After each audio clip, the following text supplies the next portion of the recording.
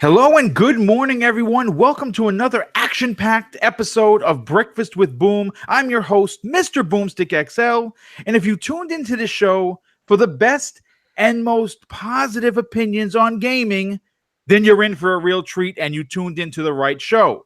The amount of pre-E3 2019 news has been truly unbelievable, and quite frankly, I'm glad. It gives us something to talk about, and in turn, gives you, the listener, something to help you power through your day, or more specifically, your morning. So grab your coffee, grab your chocolate croissant, and hang out and enjoy the next 2 hours of gaming. In order to do that, though, I had to assemble some of the best YouTuber talent this side of Texas. So they're going to help me break down all of these incredible topics that I put together. So let's get into the introductions. First up is a gamer, certainly not shy of telling people like it is, especially when it's true. He's an 80s pop culture connoisseur, someone who wants all games on all systems.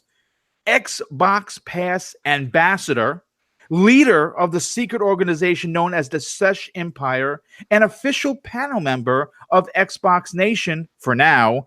Please welcome Breakfast with Boom. Please welcome Shady. Thanks.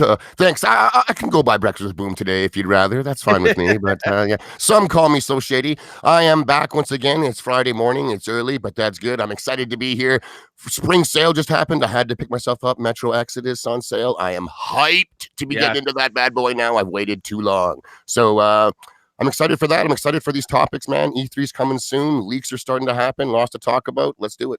Yeah, well, listen, it's always great to have you, dude. You have a strong opinion, but what I really enjoy about your opinions are you don't throw your stake in the ground, Shady, just to throw your stake in the ground. You do it because you bring factual information into an argument or a discussion, and that's the best way to approach some of these situations. Instead of just yelling, you say, no, well, listen, I understand your point of view, but I have this evidence to show the court, and that's a great way to hold your point. I like to bring logic to the discussion. Very well said. That's excellent. Very well said. Logic does play a big part, and usually opens and ends arguments or so-called conversations. But next up, you know him as an Xbox ambassador. Some might say he's a community good guy. He's a content creator extraordinaire, gamer with a big heart for helping others, huge Xbox fan, and a division agent who will one day take back Washington, D.C. Please welcome Ambassador Zemi. Thank you so much, Boom. And your intros are just always amazing. So thank you for that. Super pumped. We have so much great gaming news to talk about today. And I can't wait for E3, and I can't wait for this new Xbox Insider as well. Yes. So we have a ton of gaming news coming up as well. But today, personally, there's just so much great news. Can't wait to dive in. So thank you. Oh, dude, it's always a pleasure to have you here. Once again, having you guys as regular panel members is awesome. Love your insight, love your passion for gaming. And that's, of course, why I asked you to be permanent panel members. We are waiting on one other person, but we have to talk about someone who I consider to be an excellent community member, a gamer who said he will not be denied when playing through Season of the Drifter in Destiny 2. His biggest arch nemesis in gaming, his monster-sized backlog, and is an essential part of the Basement Radio Arcade podcast. Please welcome Gaming Forte. Yo, man. Every Friday, I always wake up before I have to go to work in the afternoon, and I always listen to this show.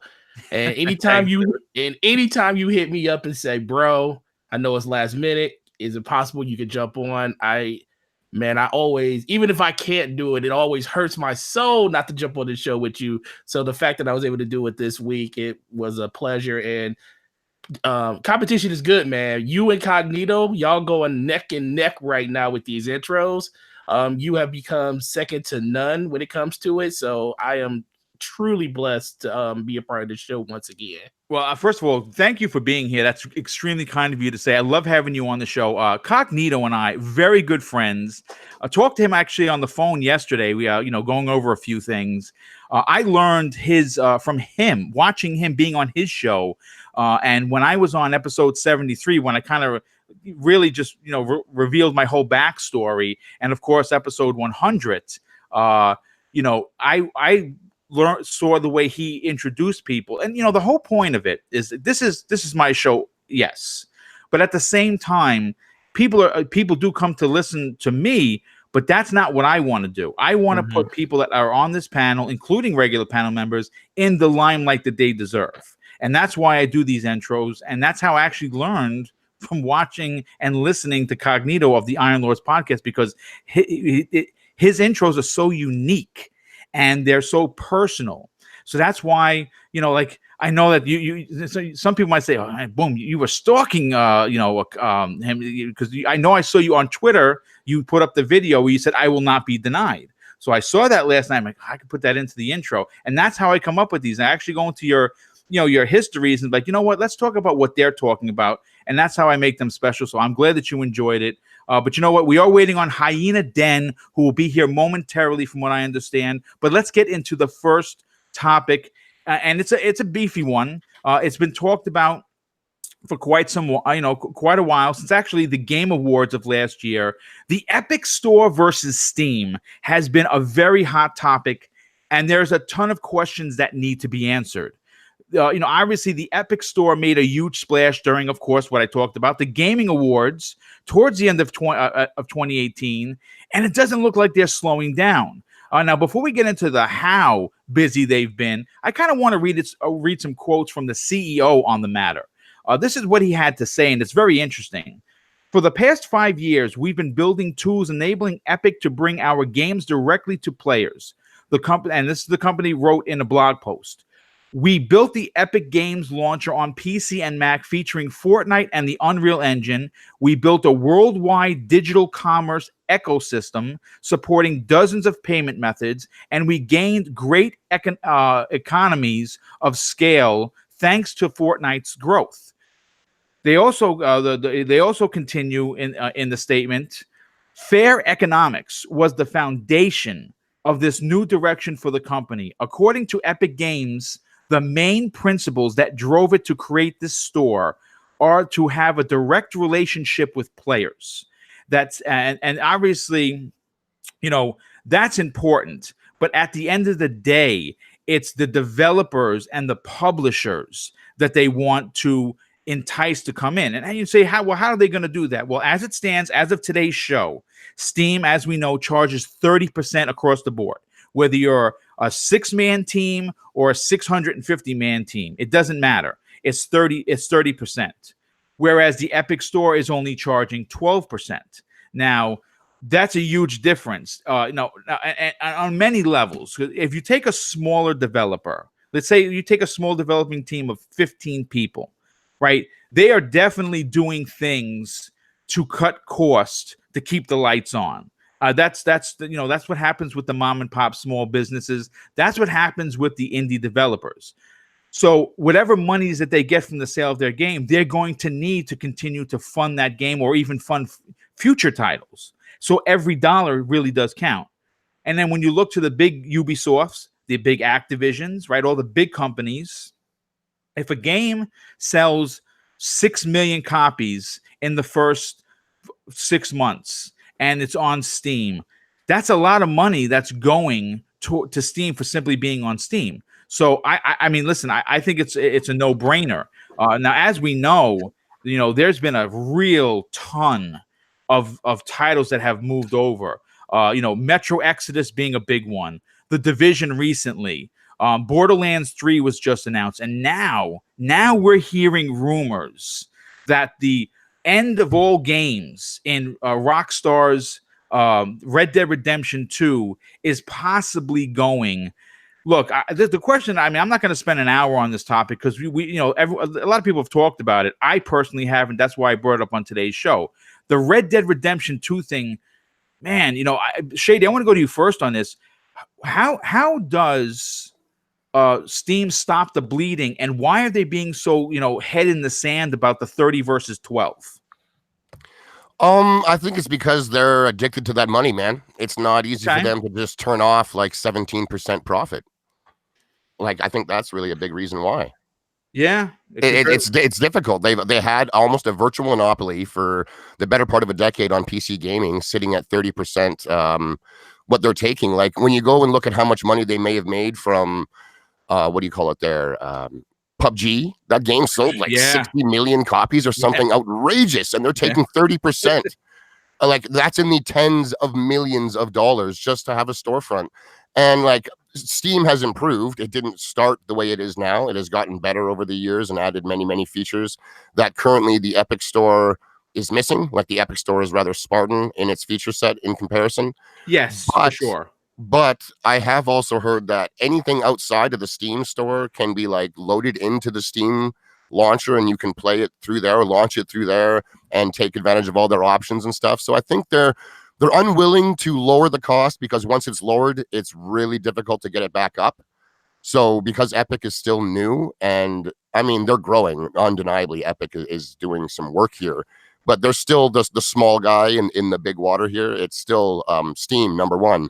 So I think they're going to wait until they actually start to see some serious downturn in business before they turn off that money faucet, because once it's off, it'll be really hard to convince those devs that you're going back up to 30 again. Like, really hard. So I think that's why Steam is stubborn, if you will, is they don't have much of a reason yet to necessarily budge. We'll see. I think it's coming soon. I don't think they can hold their position for long, to be honest. I mean, Epic has a lot of money, and they're not afraid to be throwing it around and grabbing these big name games. But what we are seeing is a backlash from the community.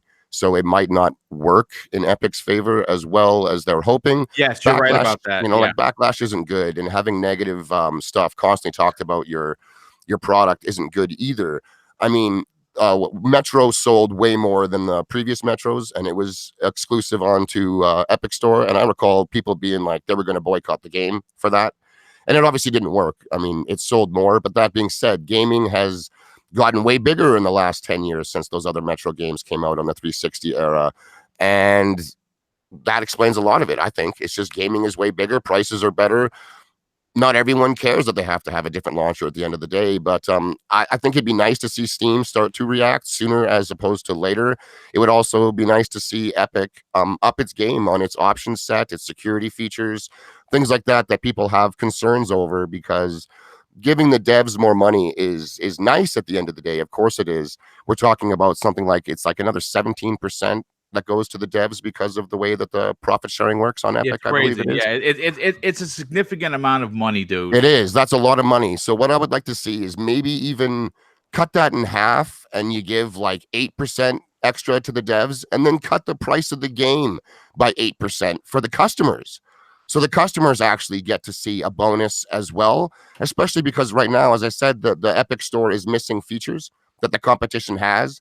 So maybe in the meantime, we get cheaper access to games, and the devs are making more money than Steam gives them. So it's a win-win-win. Epic gets our money, the devs get more money, and the customers pay less money. I would like to see that come in from Epic myself.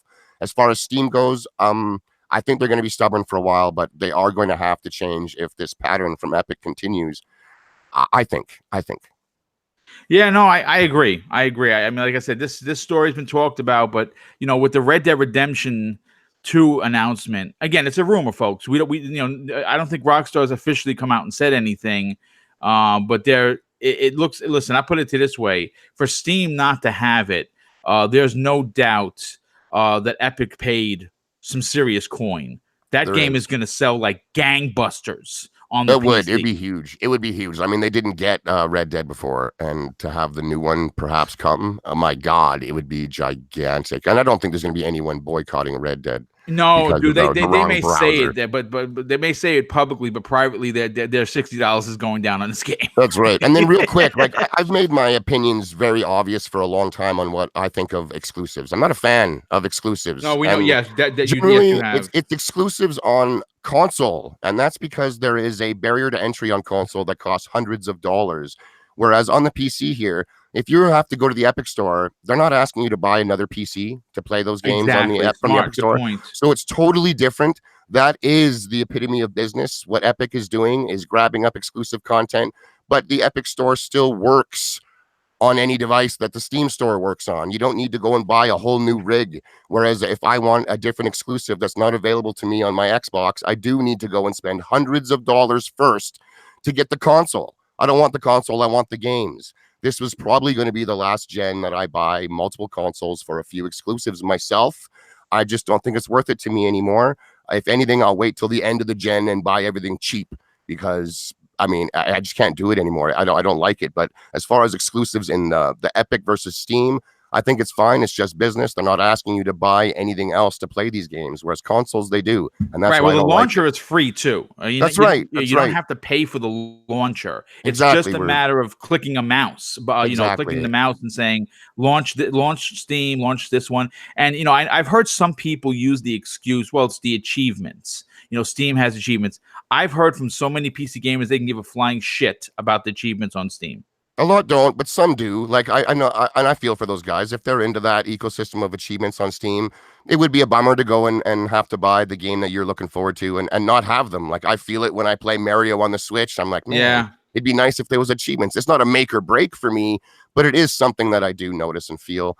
But I mean, that's my shtick on the exclusives. As far as the PC thing goes here, I don't think it's that bad because they're not asking us to buy new hardware, whereas consoles they do, and that's why I don't like it. Yeah, no, that's a really great point. Zemi, I want to get your opinion on this, dude. Obviously, this has been a hot topic since the end of 2018. We are almost at the middle. I mean, we're 2 months away from the start of the middle of the year already, which is crazy to think that 2019 is flying by the seat of its pants.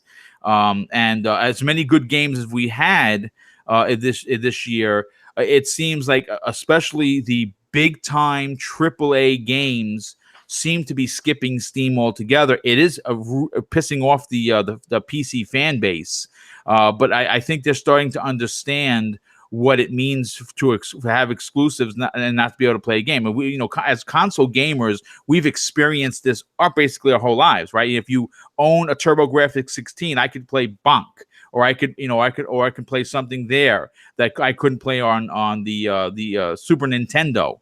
Or if I bought a Genesis, I could play Tommy Lasorda's Baseball, but I couldn't play Mario. What did we do as kids? Well, we usually, for the most part, we had to ask our parents for one system, and they're like, "You're getting one system, and you're sticking with that, kid." I went out and I was very young, delivered penny savers, and did everything I could to make extra money to get every system, which is what I've been doing ever since. What are your take on the Steam versus Epic Store? Do you think that the competition does breed goodness for the actual overall gaming, or do you think that this is something that could hurt gaming in the long run? I mean, first off, I am an Xbox gamer through and through, but if I had to say what my second platform of choice would probably be, it would probably be PC. And bear in mind, the majority of the games I play, if I can play them on Xbox, I play them on Xbox. If I can't play them on Xbox, then I buy them on PC if I really want. So whenever I play PC games, I'm Steam all the way through. I love Steam. It's not, like a fan base, like a fandom or anything. It's just, that's what I've always used. That's what I like. And to be completely honest, I think what Epic is doing is a little bit dirty and kind of shady, and I don't really like it personally. Okay, yeah, speak about that, dude. This is what I want to hear. So the difference is obviously on console you have to buy, you have to pay $500 to get these exclusives. On PC, it's nothing. You just have to download a new program on your computer. I mean, the first thing that bothers me about that is that there's so many launchers already. EA has their Origin launcher. Blizzard has, Battle.net. Yes. And now Epic has theirs, and I mean, I think there's a couple of other ones.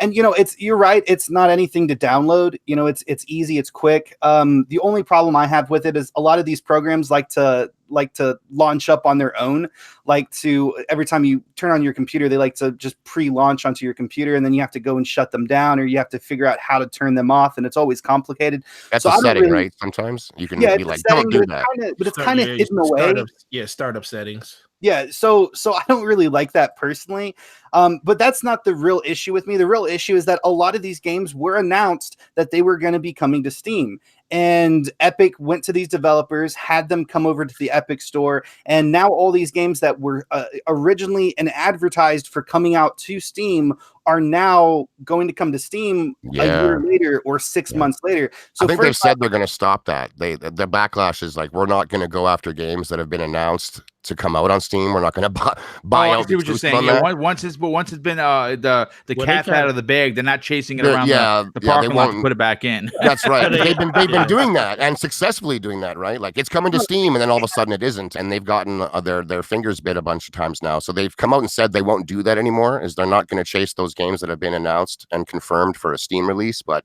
they will grab other games that haven't.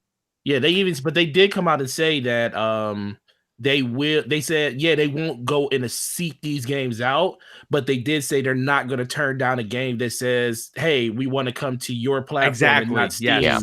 So they did say that, but if the developer wants to do it, they said they're not going to turn them away. And I don't blame them. Money talks. Money, first of all, I have to give a shout out. We were talking about cats out of the bag, and 9 Lives 210 in the chat says, once consoles do 4K 60 FPS, PC will become irrelevant.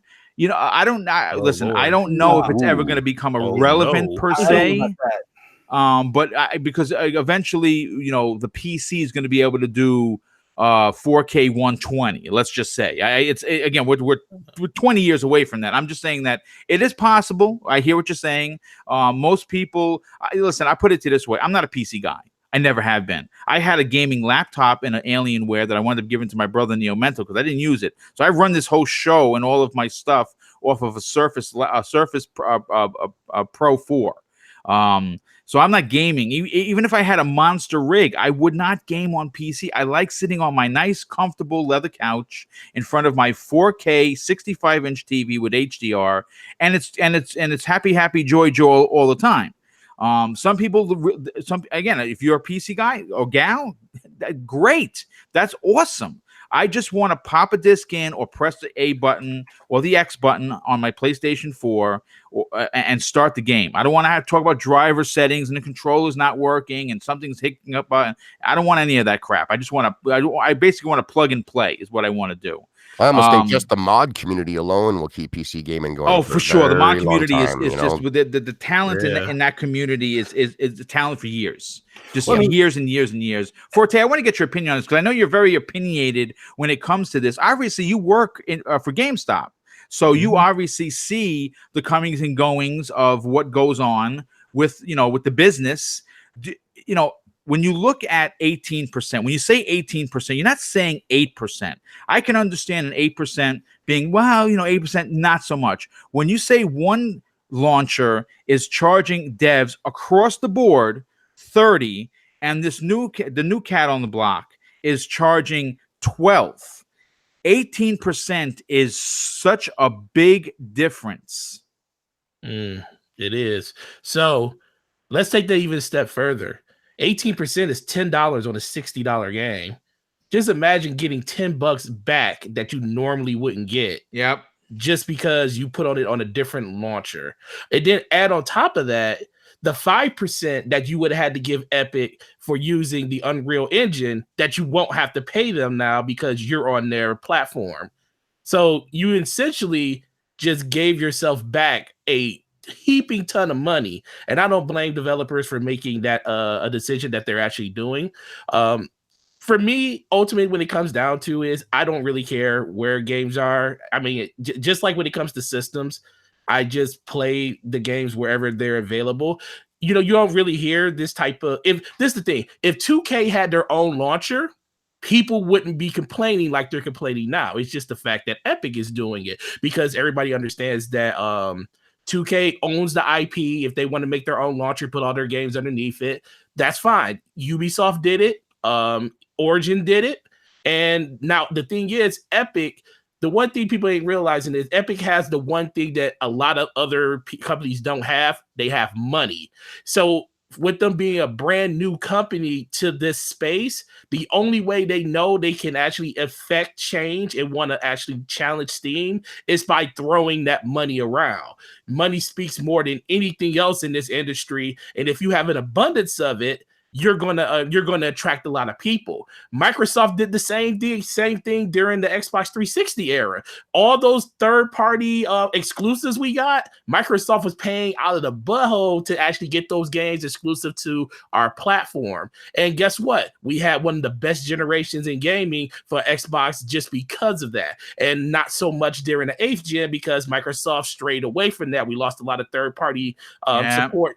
We lost a lot of that third-party support back to PlayStation because PlayStation decided to do it. So this is nothing new. The funny thing is people don't realize the reason this is happening with these games is just because the money, but ultimately they're going to go to Steam. Some of these games are still going to Steam. They already said that Borderlands is going to go over there in 6 months. Now, with all the backlash that they're getting from Steam, Randy Pitchford's been also talking about maybe he's got to rethink that. Maybe he doesn't want the game to go over there because it's getting review bombed and all that other crazy stuff. But ultimately, when it comes to like Assassin's Creed and stuff, now Assassin's Creed Origins and stuff, Origins and Odyssey launched day and date with Steam and Uplay. Now, people see that type of stuff and they say, hey, well, why can't they put their games on both platforms? But guess what? Division isn't on Steam. It's only on Uplay. And I did some digging to figure out why is that? Why would you put one of your bigger titles, which is probably the longer lasting title in Assassin's Creed, versus putting Division that's only had 2 iterations of it? And the funny thing is, Division is a multiplayer game.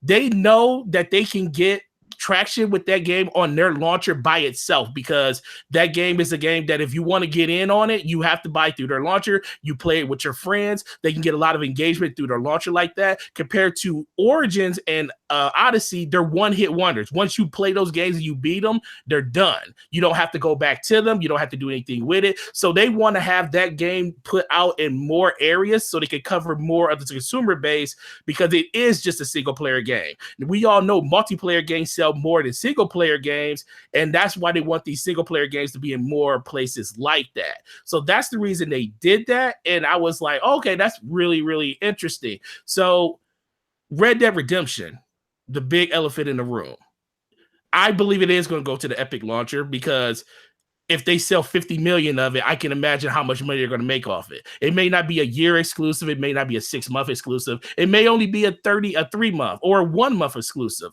But the fact that that game is going to be on multiple platforms like that, they're going to treat it just like they did the console launch. A year on console. It's going to be a year until it hits PC. And then guess what? They're going to double dip once again. They're going to probably triple dip on this game, because it's going to be on the Epic launcher. And those people that are so diehard about their achievements and they want to do they want to use the modding tools and stuff that Steam gives them, they're going to probably buy it right there on the Epic launcher. And then as soon as it releases on Steam, they're going to buy it again. Yeah. And that's what I was hearing like Mooch talk about when it comes to Xbox. Why don't they double dip with some of their games? I think 2K is masterful at making people buy their game in multiple times when it comes to how you want to actually do it. So I think this is just the beginning, and Epic is going to keep doing this because they have no choice if they want that storefront to get better. And that's the bottom line on it. They do. Was it with the Red Dead, like 2K, or not 2K, but Rockstar and stuff? They're so huge. They have so much money. The game has already made so much. They can actually afford to completely skip Steam just to send a message to that company. Great point. A lot of these developers and publishers, I'm sure, aren't happy with the 30% across the board from Steam and would rather go with the 12%. So I think a lot of them, whether Epic comes to them or not for exclusive, are willing to go exclusive just because they want to send a message to Steam that they don't want to be gouged 30% anymore. So we'll go over here where we're treated better. As Metro showed, the sales of the game didn't hurt. So it doesn't seem to matter that much overall when it comes to the finances.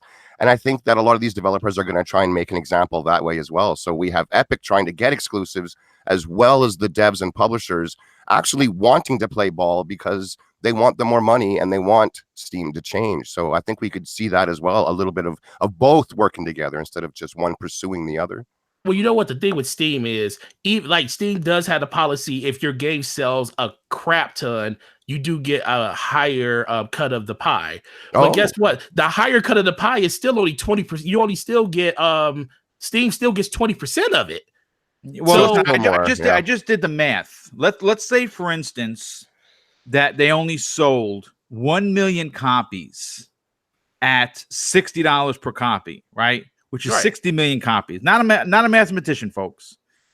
What the company would be losing to themselves by going with Steam over Epic is $10 million. That's insane. It's okay, and it's like 10,500,000 something or other. So it's like $10.5 million that they're losing to hang out on Steam, as opposed to let's go hang out on Epic. Now it's true. Real quick, Shady, do me a favor. Look in the chat. Someone dropped a $2 super chat, and I can't see it. I want to give them a shout out because I shout out everybody that donates to the show.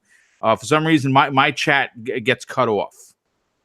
Okay, you'll just have to give me a second as I scroll up here. Yeah, no problem, dude. But getting back to this, first of all, Forte, $10 million is, I mean, that could be a small company's game budget. You know, dude, what I'm saying? That is the salary for your development team. Yeah, hello, yes.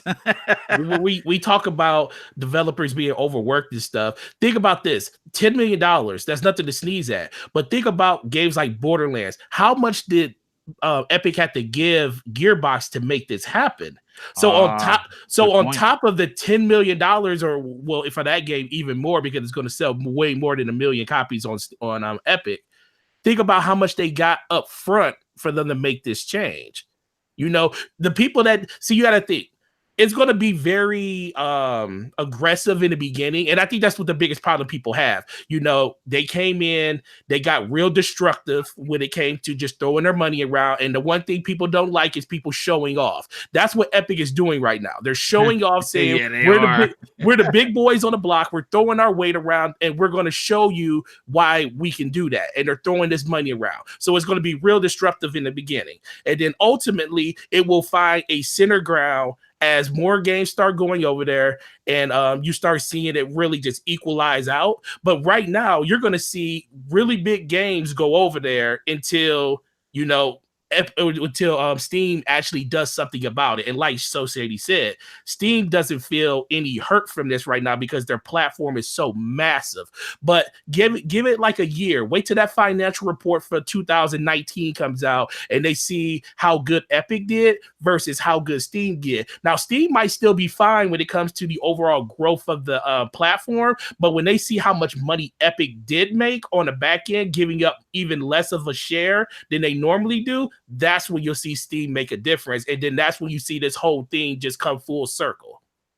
Yeah. Well, I'm sure that Steam is also currently looking into it. You know, I mean, Steam is a massive company. They make a lot of money. If they make a small decision, it impacts a crap ton of people. So I'm sure they're already looking into how to fix this and what exactly they could do. So, I mean, I'm sure they're, looking into it. And another thing, though, is you guys are talking about like the profit share, which is very important and it helps the, developer a lot. But a lot of consumers are very upset about this. And I personally think that Epic could have definitely treated this a lot better. They could have chose to do a different path. For instance, they could have decided to take that 30%. And what the majority of what they're getting off of that 30%, they just mark off the price to make the game $50 instead of $60. That would have drove a lot of traffic to Steam, and there wouldn't have been nearly as many people complaining. And and you guys were talking about how developers are kind of switching over them to kind of stick it to Steam. I'm sure a lot of these developers would still go over there just because they don't like Steam. Yeah, oh, yeah. They're kind of doing that with Borderlands, because if you buy the $100 version of Borderlands before a certain date, you get it at that price. But anybody that waits to buy that on Steam, you're going to pay $20 more. That's crazy. That's great because the only way you can pre-order the game is through Epic. You can't do it through Steam. So you're essentially you're going to be paying way more money for a game that people on Epic bought 3-6 months earlier for a lot cheaper. And I do realize that you're absolutely right. They could do something like that, but you got to still remember they got to make their money up front too. Maybe that's something that happens later on down the line as they refine the process of actually getting these games on their platform. And people they do have a right to be upset because ultimately I have a lot of launchers. I don't mind having a bunch of launchers because all it is just another icon on my desktop to click. But I do know some people are just have an allegiance to a certain brand. Yeah, well, it's like the consoles. Just like a console. Yeah. And it really just comes down to which one you prefer the most. And I think Epic just rubbed people the wrong way with the way they were throwing their money around. It's like a bully that comes into your neighborhood and decides to want to beat you up. And then on top of that, they want to talk bad about you every day that they see you. That's basically what this is like now. Oh man. Well, listen, you know what? I think we've basically said it. Everyone had fantastic points, and I think this is going to be something that is going to come up. Again, if it turns out that Red Dead is in fact exclusive, and I think Forte, you said it. Rockstar has so much money that they could just say, you know what, we're just going to stay exclusive on Epic and whatever.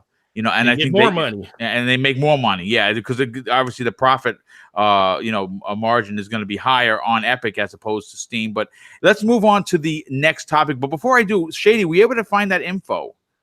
No, I wasn't. My chat couldn't go up, so I was going to say, Okay. if you would like to have it read again, maybe just at the message at me, and we'll read it out for you there. Sorry, bud. Yeah, no, he didn't actually leave a message, but I love saying thank you. First of all, whoever donated the $2 super chat, just send me a message in the chat, and I will, of course, say thank you again. Every dollar helps, regardless of whether it's $1 or 100. Your donations are greatly appreciated.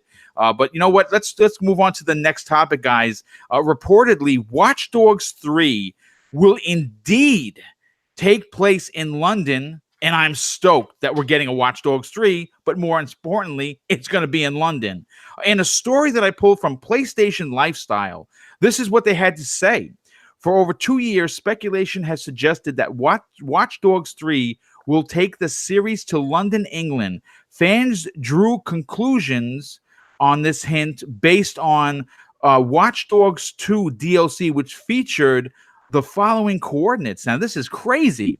51.46/2014-0.112504. Specifically, these coordinates pointed to Brixton, London, and according to a recent article from Kotaku's Jason Schreier, the location is, in fact, where they're going to have the next game. Now, I'm going to say this. Jason Schreier, if Jason Schreier said it, it's happening. Yeah. Well, he's apparently the know of the know. The fine folks at Ubisoft, as we know, are no strangers to adding Easter eggs to their games. It was recently discovered that there was Norse mythology posters in the Division 2 suggesting that the next Assassin's Creed would, in fact, will have a Viking theme, which I'm all for. But the next piece of the puzzle surrounding Watch Dogs 3 concerns a potential release date of this year, which would be awesome. Listen, I'm going to say this also. Ubisoft is the company of this generation. They have done nothing short of masterworks each and every release. Yeah, sure. Division 1 had its issues. They grinded and they got it fixed, right? With as far as the 8.1 update for Division 1. Rainbow Six Siege came out and it was an abomination. People hated it. Guess what? It's one of the most played team games, both on the PC and on home consoles. And they're constantly supporting that game. You look what they did with the Assassin's Creed, right? The Assassin's Creed franchise was getting a little long in the tooth. They took the year off. Origins comes out. It's a masterpiece. The following year, another one by the name of Odyssey, not Odyssey. It was Odyssey. Yeah, Odyssey came out last year. It was my game of the year. Was again a masterpiece game. It was so good of a game it beat out God of War for me for game of the year. That's how much fun I had, and being able to to think that they're going to release another big title in Watch Dogs. Now, I don't know. I'm going to get to the panel. I'm going to get you guys in a second, and of course the chat. who played Watch Dogs 1 and 2. First of all, I 1,000 out of 1,000 Watch Dogs 2. Absolutely loved it. Looking forward to 3. Before I get to you, Shady, I want to say a big thank you to the outstanding super chat from Axel1324. He says, "You had one job, so Shady," and I don't know what that means. It means I missed his initial thing there. So he's calling me out. It's a joke, though. It's funny. Okay, I'm not. I told him I was on lunch break. Sorry. Oh, Shady. Listen, Watch Dogs 3. First of all, I'm excited that we're getting a Watch Dogs 3 potentially, because we don't have any concrete information. But Jason Schreier is pretty good at getting the information. There's no doubt about that. We obviously know that Ubisoft has confirmed that they're going to be at E3 in a couple of months. So I'm expecting a big reveal. Are you excited for Watch Dogs 3? But more importantly, the fact that it's going to take in freaking London is awesome. What do you think? I think the London will be an interesting place. It's a different atmosphere that we don't get to play in often, not as often as, say, like New York, as an example. We do get to play in that city all the time, whether you're swinging through it in Spider-Man or, shooting thugs in Grand Theft Auto. So it's a good change of scenery, different types of cars, driving on the different side of the street constantly. It gets to me in games. I get in a lot of head-on collisions myself when that happens. But Watch Dogs, I'm into it. I like the first one a lot. I like the dark grim of the main character, and it wasn't as good, let's say, as that official reveal trailer made it look. Yes, like everyone's imagination just went wild, and there was I kind of knew it's like, this is a video game. You're going to be turning off street lights and doing the things that they showed over and over and over again. So I thought it was fine. I enjoyed myself with it. I like the story. I still am of the opinion that Watch Dogs is kind of the unofficial modern Assassin's Creed. Because if you were to think of what an Assassin's Creed would be today, it really wouldn't be like a guy in a hoodie stabbing guys in the street with a hidden blade. I think it would be a lot of technical espionage and spy tech. It would almost be like a Splinter Cell, if you will. Like, I think that's what modern assassin type stuff would be, is very, very, very tech based and stuff like that. So, and Watch Dogs, like, what do you call it there? Abstergo exists in that time, which I like as well. I also got a big kick out of how Ubisoft has itself in the game. Like, when you leave the Animus, you're going to kind of Ubisoft Game Studios, and they're making the Assassin's Creed games, and you're an employee there that is game testing stuff. But there's sort of like a Templar thing going. Like, Ubisoft has fun with painting themselves as being like a bad guy Templar working organization in the game. And that brings a smile to my face. I like it. I think that it's a nice sense of humor for the company to roll with. I dig it. I didn't play much of the second one because it was a little too hipster looking for me. It was a little bit hippie.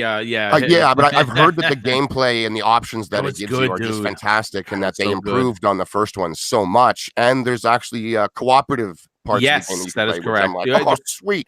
So I have the game. I just haven't put much time into it, but it's been recommended too much. And the fact that a third one, I think it is coming. I mean, Schreier, was it Jason Schreier? Jason Schreier of Kotaku. Yeah, he's pretty accurate often. And then Ubisoft themselves have come out and said that they are massively dedicated to releasing franchises, long-term franchises. They don't do one-off games anymore. Like, I fully expect a Crew 3 as well. I'm calling it now. Crew 3. Oh my God. People were blown away that they did Crew 2. I remember it was just like, how could you have done a sequel to the Crew? And this is just like the company's mantra, is we don't do one-off games. We stick with the franchises that we've decided. We're going to learn from the mistakes in the past and hopefully improve and bring what you guys want in the sequels. And they're going to stick with it. So Watch Dogs 3, it's already a successful franchise. I think the first game was, before Division, it was their biggest launch ever for a new IP. And then Division came in and took that crown. But Watch Dogs is big. So a third one, I'm excited. I hope it's sooner as opposed to later. I'd love to see it at E3 myself. Ubisoft is going to be there. They're doing a show. So I'm excited for that. Yeah, man. I like it. I like it a lot. Well, real quick, Ricardo Willis with the outrageous $5 super chat. Thank you. He says, great podcast. And I say, thank you, Ricardo. I'm really glad that you're enjoying it. We love doing this. That's why we're here every Friday. Zemi, I want to get your opinion on this. You know, the with little hope that the world will be getting a new Splinter Cell anytime soon. And now we actually going to segue into some Splinter Cell information after this topic. I'm perfectly okay with Ubisoft releasing Watch Dogs 3 in 2019, and considering what the amazing devs at Ubisoft had done, with everything in this generation, I'm expecting it to be better than the last iteration. So, 2 is definitely better than 1, leaps and bounds. I expect 3 to be leaps and bounds better than 2. Did you play 2? And would you be considering buying 3 if it gets good reviews and it gets that Ubisoft magic that we've seen? Yeah. I mean, so as far as buying the game, it just kind of depends on what I see in the trailers and like what the developers reveal and stuff. I have played the first one. I have played the second one. I haven't beat either, but I have played a good little portion of both the games. I have to say my favorite is Watch Dogs 1, and I'm okay. Everything gets thrown in my eternal backlog. But I not the backlog. Really want to go back and finish Watch Dogs 1 because I absolutely love the game. I loved Aiden Pierce. I believe that was the main character's name. Yes, I enjoyed him as a character as well. I love the atmosphere. I loved everything about that game.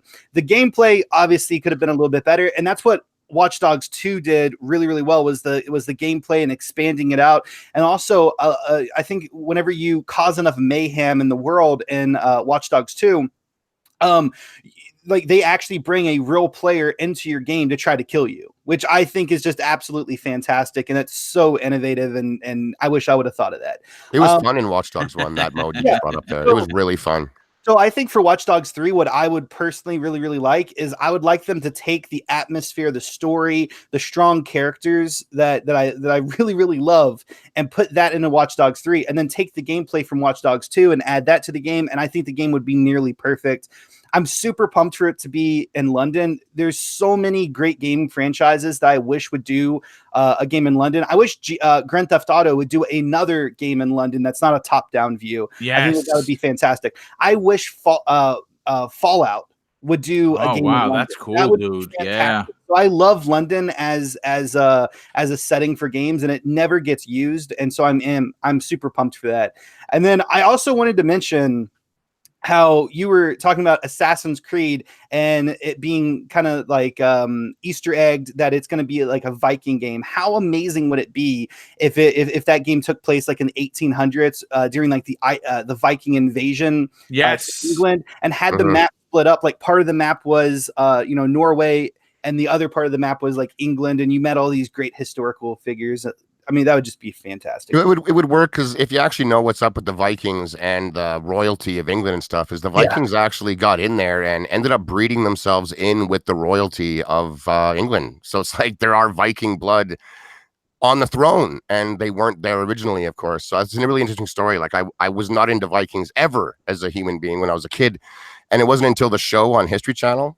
And I was just like, oh my God, this is really, really cool. And then, of course, God of War brought it in gaming and a couple other games. The Viking setting's awesome, man. Yeah, it's great in games, man. So I hope that it does happen in that Creed as well. But I think it would work great because they did end up like getting onto the throne themselves. So there's a cool story they could include, like the Apple of Eden might have been how they did that or something. Dope. Yeah, no doubt about that. Forte, or the Siren, as he likes to be called on Twitter. The one thing about Ubisoft is they listen to fan feedback more than most companies.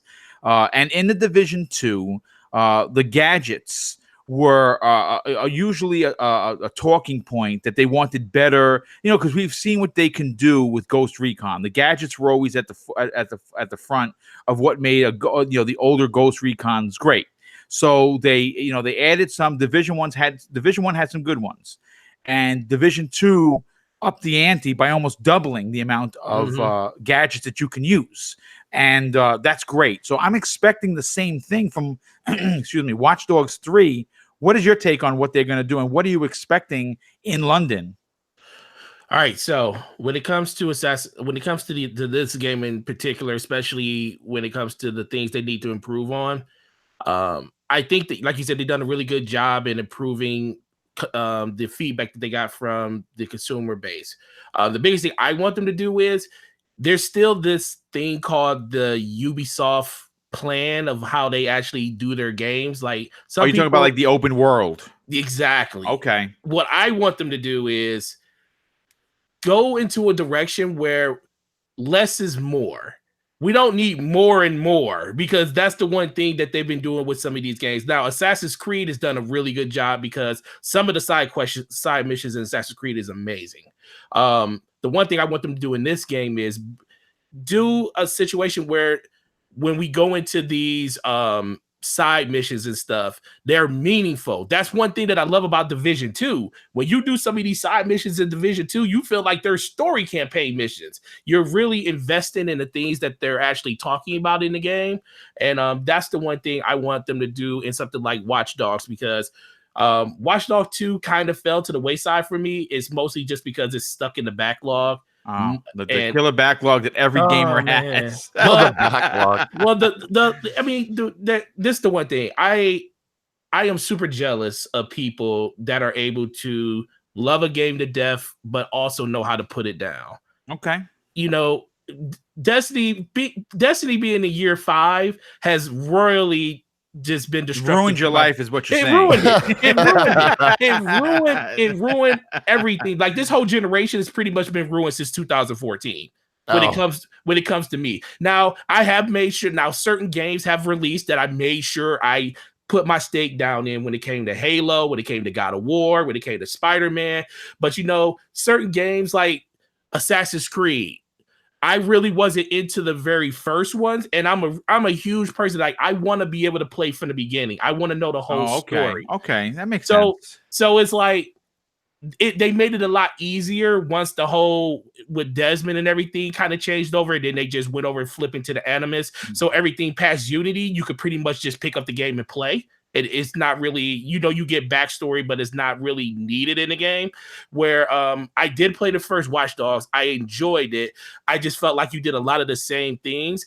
And then when you got to Watch Dogs 2, I have it. I played a little bit of it, but I just felt like everything was still pretty much the same. They just fixed a little bit of the gadgets. They made the story a little bit more interesting. That's why when I played games like Assassin's Creed, Odyssey, I fell in love with just what they were doing in the world. The world building in that game is amazing, on top of the vistas and stuff that they were doing. And if this is true about it being in London, which I think it is, because Jason Schreier is pretty much heads on when it comes to stuff like this, that is something we haven't experienced outside of a game in a long time.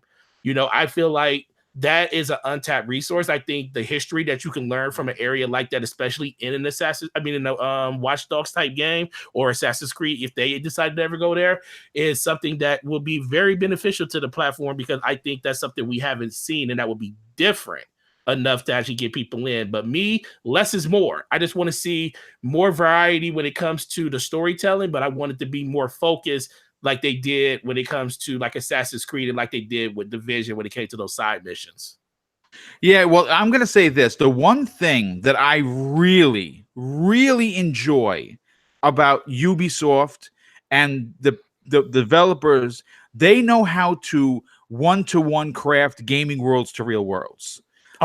New York for the Division 1 was bananas on point. I've said this before. I'm not sure if everyone's going to remember. You know, obviously, I was a retired police officer. Well, they have a little mini precinct in Times Square, right? Now, we would muster up there for details. And that was, my God, I've actually been in there several times. When I went into it in the game, it gave me goosebumps because I was in there in real life. And to be in there as my game character was just freaking bananas. As you can see, you mentioned world building. The worlds in Origins and Odyssey were breathtaking vistas.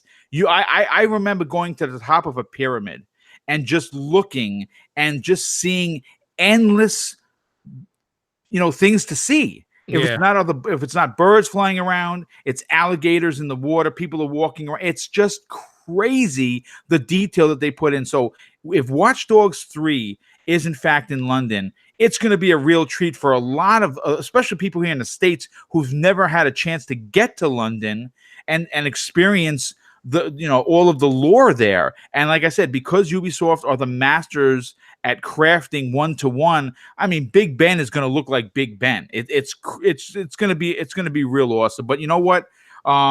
Well, let me let me add this real quick to that. Yeah, to sure. That thing. The one thing I definitely, now that I think about it, the one thing that I really enjoyed about Assassin's Creed Odyssey was this. When you played the game, yes, the setting was great. The setting was amazing.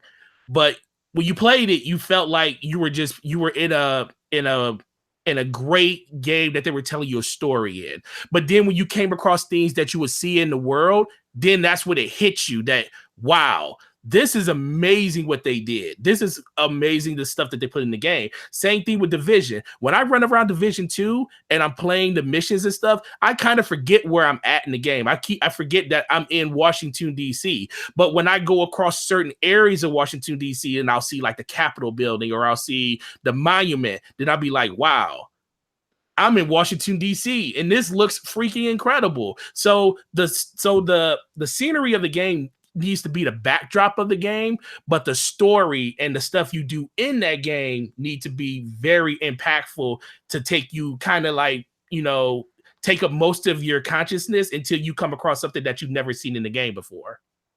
No, I mean, you're absolutely right. You're absolutely right. And I think that because, again, Ubisoft is really good at listening to their fans. They're going to make the changes for the betterment of the title because they want these franchises to continue, right? The more franchises they have coming out, the more money the company is going to make. And they do have a lot of stuff. But I kind of want to move on. I want to segue into Ubisoft. The CEO, Yves Guillemot, explains why there's no new Splinter Cell, and to be honest with you, his answer kind of shocked me. Splinter Cell obviously has been a long running franchise for Ubisoft. In fact, it's the most iconic and popular franchise under their umbrella, which makes it even more strange that the series has been dormant for so long. In a new conversation, the Ubisoft CEO explained more of the reasoning why Sam Fisher has been so far gone out of gamers' minds and when he actually might be coming back. Now, this story I pulled from IGN. And speaking with IGN, Guillemot said that when work was done on the last entry, which launched in 2017, 6 years ago, which was called Splinter Cell Blacklist, there were a lot of pressure from fans. And this is what he had to say. When you create a game, you have to make sure you will come with something that will be different enough from what you did before.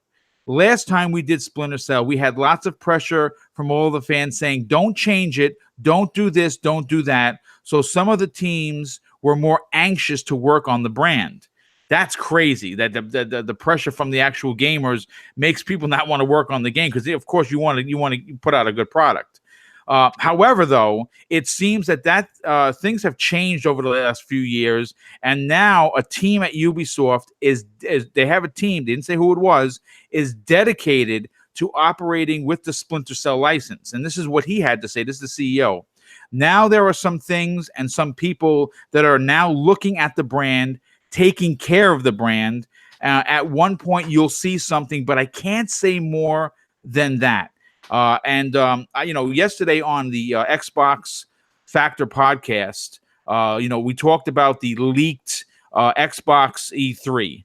And one of the leaked, pieces of information was that Splinter Cell, the new Splinter Cell, would be on stage. Now, as you know, if you've been listening to me for a while, I called Splinter Cell in 2017.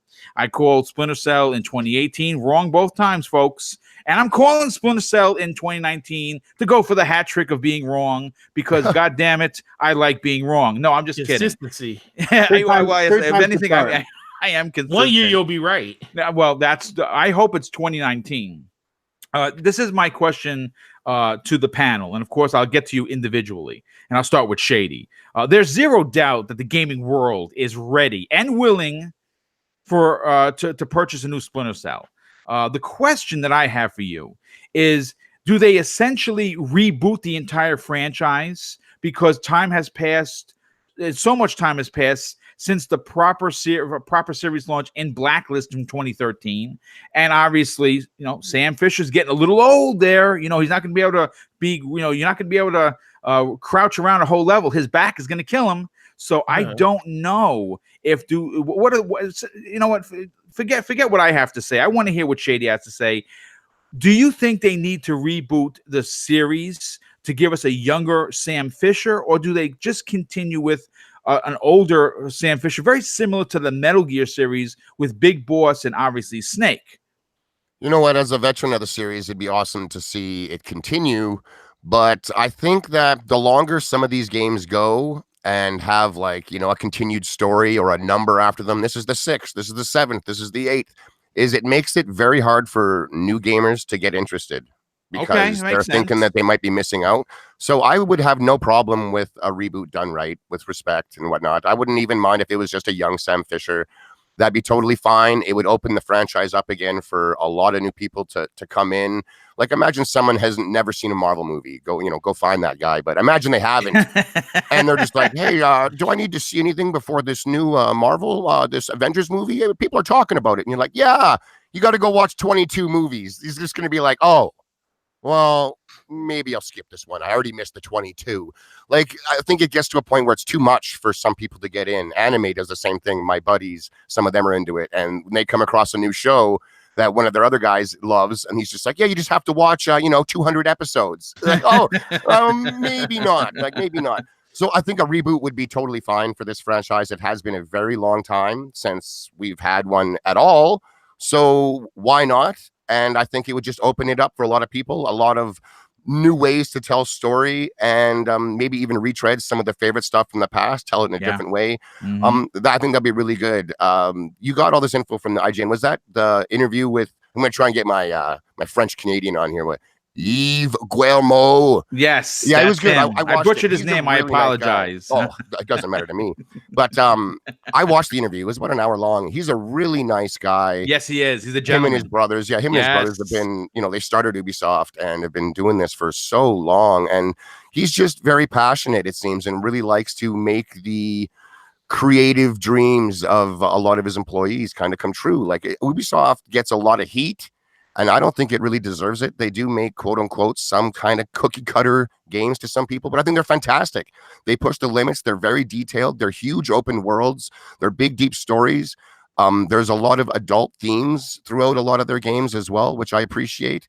Like, I really like Ubisoft. I think as far as the big AAAs go, they're almost my favorite. Like, more than EA, more than Activision. That's my favorite company, dude. Like, they're great, and I'm happy that they're successful. They're like number 4, I believe, for the big publishers, right behind Activision, EA, and what was the third? It was Rockstar, I believe it was. Take-Two was the third. Yeah. So like, they're doing really well. It's great. I like how they dedicate a lot of money and time, a lot of devs onto their franchises. Like I said earlier, if they misstep somewhere, they don't let that just detonate the whole franchise. They'll come back and release sequels. They improve games when they don't release the way everyone wants. Look at Rainbow Six Siege. Holy cow, that has been a massive turnaround. Same with For Honor. A lot of people still play For Honor. Yes, great point, Shady. Great point. They stick with their games and learn and listen to the community and react pretty well, I think. And I like the company. So I'm down with Yves. I'm down with what they say. Like, what was it? Beyond Good and Evil 2 looks so ambitious. It's next level. I watched some of their devs diary stuff over the last year, and I can't believe what I'm seeing.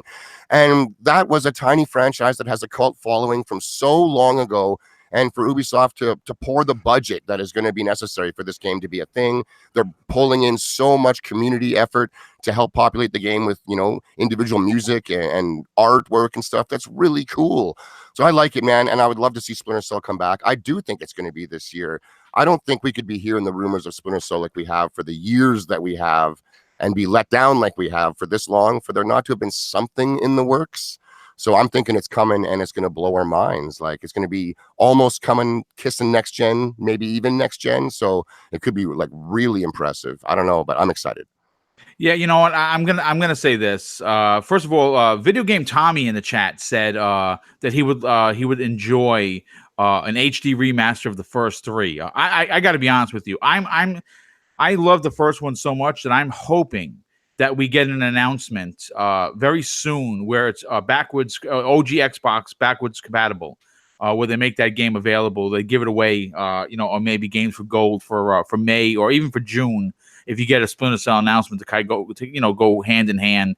Love the original, would love to play it. I would actually buy an HD remaster of all three. So if anyone from YouTube is listening, you have people that want to buy and play as Sam Fisher, so let's get it done. But Remy, Zemi, I want to get to your opinion on this. Obviously, Sam Fisher, in my opinion, folks, this is my opinion, is iconic as just about any of the big characters from the big three companies. I think he's as important to Ubisoft as a Kratos or a Nathan Drake for Sony. I think he's as important as a Master Chief or a Marcus Phoenix for Halo. And I think he's just as important for Ubisoft and the fan base as Donkey Kong and Mario is for Nintendo. He's had a ton of games, a significant amount of success, and to be completely fair and honest, the video game world seems to be has a little bit of a void in it where you don't have a new Splinter Cell. What are your takes on the series, and do you think that we finally get an announcement this year? Well, I mean, I like Splinter Cell. I really haven't played it a whole lot. I remember playing like the old games back in the day on like my PlayStation 2. But here recently, I just really have not played a whole lot of Splinter Cells. With that being said, I would be heavily interested in jumping into it because I used to hate like those stealth games. But just as I get older and as I, play more games, I just really I'm just liking that type of stuff now. I think it would, in some ways, I think it would be good if they went and made a brand new game with Sam Fisher. But, in some ways, I think it might be beneficial to the franchise to have a younger character step into the role and maybe have a brand new main protagonist. And a lot of like OG players are not going to like that. People are going to be screaming, bro. But it's a great way to introduce the younger audience to the Splinter Cell series, because young people, if they see this old guy with a cane walking in trying to assassinate 12 Russians, they're going to be like, what is this? But if they see some young guy that they can identify with, I think it's going to bring a lot. It's going to bring a lot to the series. I will say that I do think that they should remaster all of the previous games, maybe not the newest one. They came out in 2013. You're talking about Blacklist. I actually really enjoyed Blacklist. They need Blacklist to be remastered. Well, I think it could probably get republished on the Xbox, but I don't think it really needs to be remastered. I think I see what you're saying in regards to graphics you're talking about. Okay. Yeah, but I would love to see them remaster all the old ones same way that Capcom has been doing with the Resident Evil series. Yes. I would love that, and I would definitely jump into it because those games are so old. I don't think I could jump into them. I think the graphics.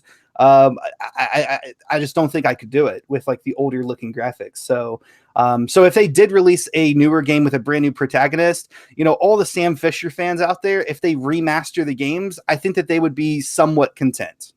No, you're right. You know what? Mario Sannon in the chat says possibly a long lost son. Or maybe his daughter didn't die. Yes. You know what I'm saying? Yeah. So there's always that. You keep old Sam Fisher around, kind of like Metal Gear Solid 2, right? Where you started out with Snake, and then you went into Raiden. Raiden back then was an idiot. Now he's a great character because he's all cyborg. So he's a much better character. But Forte, I want to get your opinion on this. First of all, like I said, Sam Fisher deserves. He deserves a reboot or a refresh. I like the idea of a younger. Especially if because we're moving into the next generation, right? Mm-hmm. And there are so many, of course, younger gamers that didn't get a chance, don't even know who the hell Sam Fisher is. I mean, he's been gone out of our minds for 6 years, and some gamers just started gaming, right? They're in their mid-teens, maybe they're in their 20s. They might not even know what a Splinter Cell is. Like, what the hell is a Splinter Cell? I don't even know what that is. Mm-hmm. So if they reboot it and you get a younger Sam Fisher, you have an opportunity to tell a much longer story as opposed to trying to continue from Blacklist, which I from what I understand sold well. It's just that the pressures of continuing that story might be too much for the dev team. What are your takes on that point of view? Oh man, I'll be one of those people that be upset. Yeah, me too. I'm going to be honest. I do agree. I do agree with them when it comes to they do need to reboot it. But I think they need to find a way to usher out the Fisher that we know now, Michael Ironside being the voice of it, and bringing in another protagonist, and then they just go with another plan with Splinter Cell after that.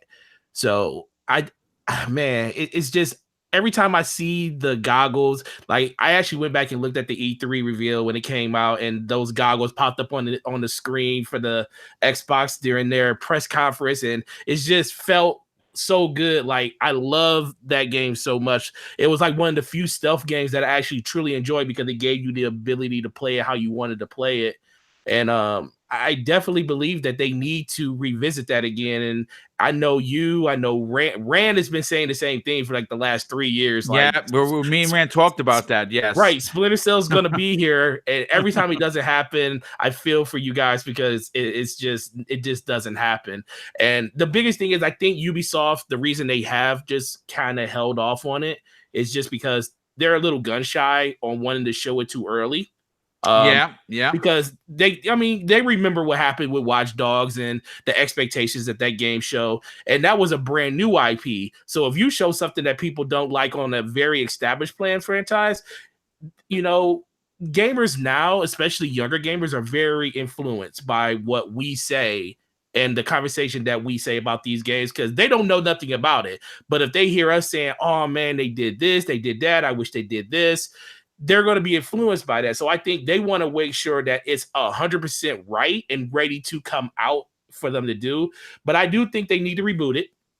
I just think they need to find a way to give Michael Ironside and Sam Fisher their farewell game. Maybe it's a game that's played in conjunction. You play as both. I know people don't like hearing that because that's what we got in Halo. But I think if it's understood that this is going to be the last ride for Sam Fisher, he'll probably be in your ear a lot of the time. But then in certain missions, you'll actually play with him going through the. He eventually has to retire, right? He has to. Dude, Michael Ironside by himself is 69 years old right now. He can't keep doing this. Yeah, so I think this is something that they need to do, but I just want them to do it right and send this character off in the way that they need to and bring back the other games because that's the only way that we can actually get, a little bit more substance with the game now since it's been like 7 years since the last one. Yeah. Well, first of all, I what you exactly were talking about, I have to say a big thank you and a shout out to Gotham Guy with the outrageous $5 super chat. He says, how about a younger protagonist for Splinter Cell with a cameo from Sam Fisher entwined in the story? And that's exactly, that's a good point, Gotham Guy. And of course, that's exactly what Forte was literally saying as you dropped that super chat. So first of all, thank you for the super chat and thank you for the comment. You know what? Look. The world needs Splinter Cell. Boom needs Splinter Cell. I think everybody on this panel and in the chat needs a new Sam Fisher Splinter Cell, whether it's a reboot, whether it's him, doing the ultimate sacrifice to save a younger Splinter Cell. Who the hell knows? Can I say something? Yeah, quick? Sure, please. By all means, Zami. Go ahead. No, so what? I'm not sure what your name is, but what he was saying about having Sam Fisher in your ear.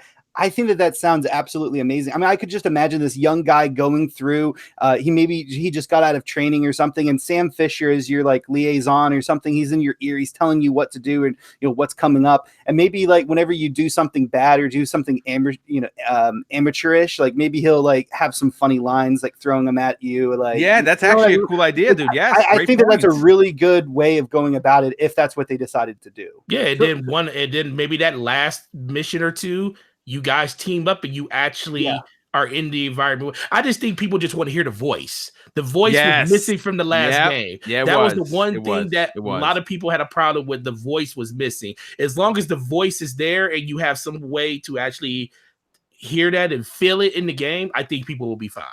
Well, I mean, he could be the man in the chair, right? Like exactly. he could be in the chair because for all we know, it could be a wheelchair at this point, but it could be the man in the chair, the kids out there, and like as Zemi was saying, that's a great point. He'll do something cocky or something that he's not supposed to do that Sam would do. Him like, God damn it, kid, you've doomed us all. You know what I'm saying? Do you remember the guy that used to speak to Sam? He does all the Allstate commercials.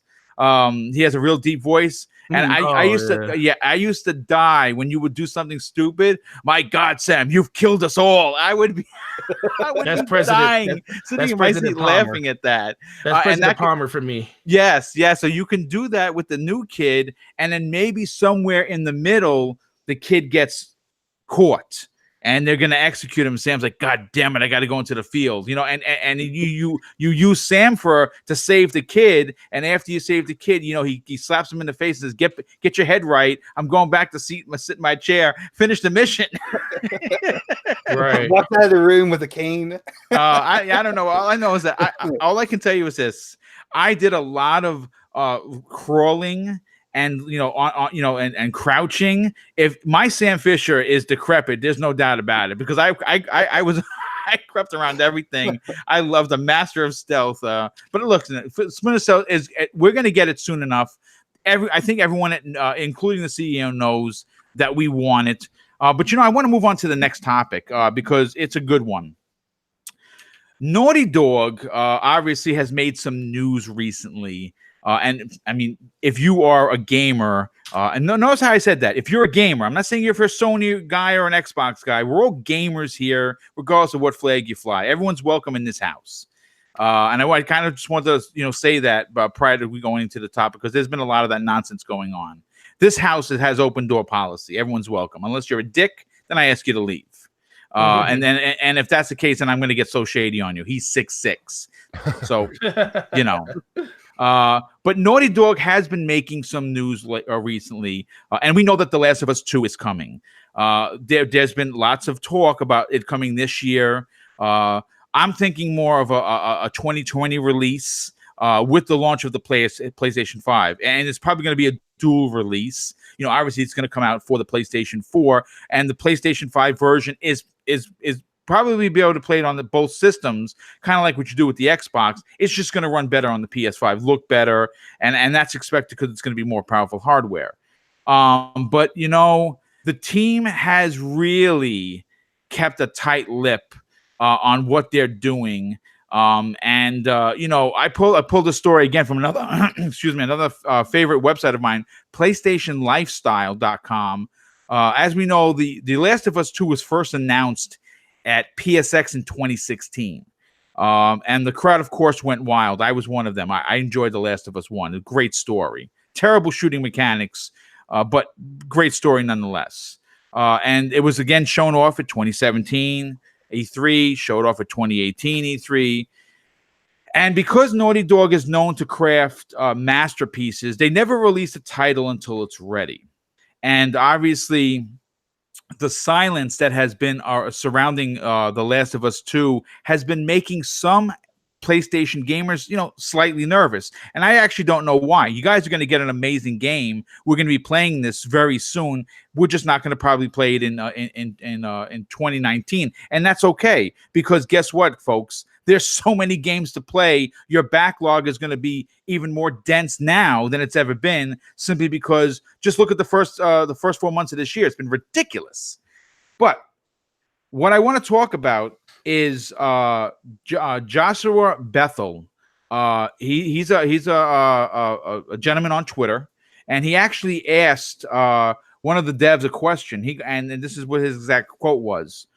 Seriously though, Arn, it's almost approaching a year since we last heard anything about The Last of Us Part 2. We know you guys are working extremely hard finishing the game, but it would hurt. Would it hurt for you guys to at least keep the fans excited by giving us some new information? Trailer ? Date ? And Arn Meyer, who is one of the lead developers there, had this to say: "Can't say much, but we'll put new things out when it is." Okay, now let me just start again. And this is Arn Meyer. "Can't say much, but we'll put new things out when it is and when it's ready. Appreciate you and all the fans' patience." Now, it's a little short. I gotta be honest with you. I mean, he could have been a little bit more in depth with his comment, because the people really want this game. I really want this game, and it's if 2018 told the story of dominance of Sony's first party and their console sales. 2019 is really telling a different story.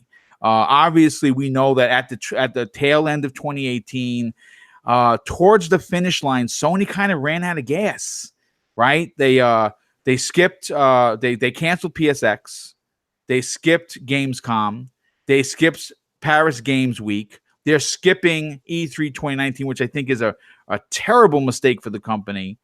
And there hasn't been any real information. Now, I'm not going to say that we haven't heard anything about Sony. Days Gone, which we're going to talk about next, is coming out soon. I have the collector's edition pre-ordered at GameStop. I cannot wait for that game. I love zombies, but I love that story-driven, over the shoulder, adult-themed Sony game. So of course I'm stoked for Days Gone, but there really hasn't been any information.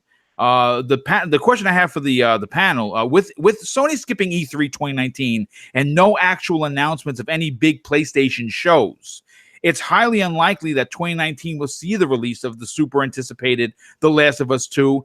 Is the silence from Naughty Dog deafening? And should Sony or Naughty Dog be a little bit more transparent with the fan base? Shady, what do you think about this, dude?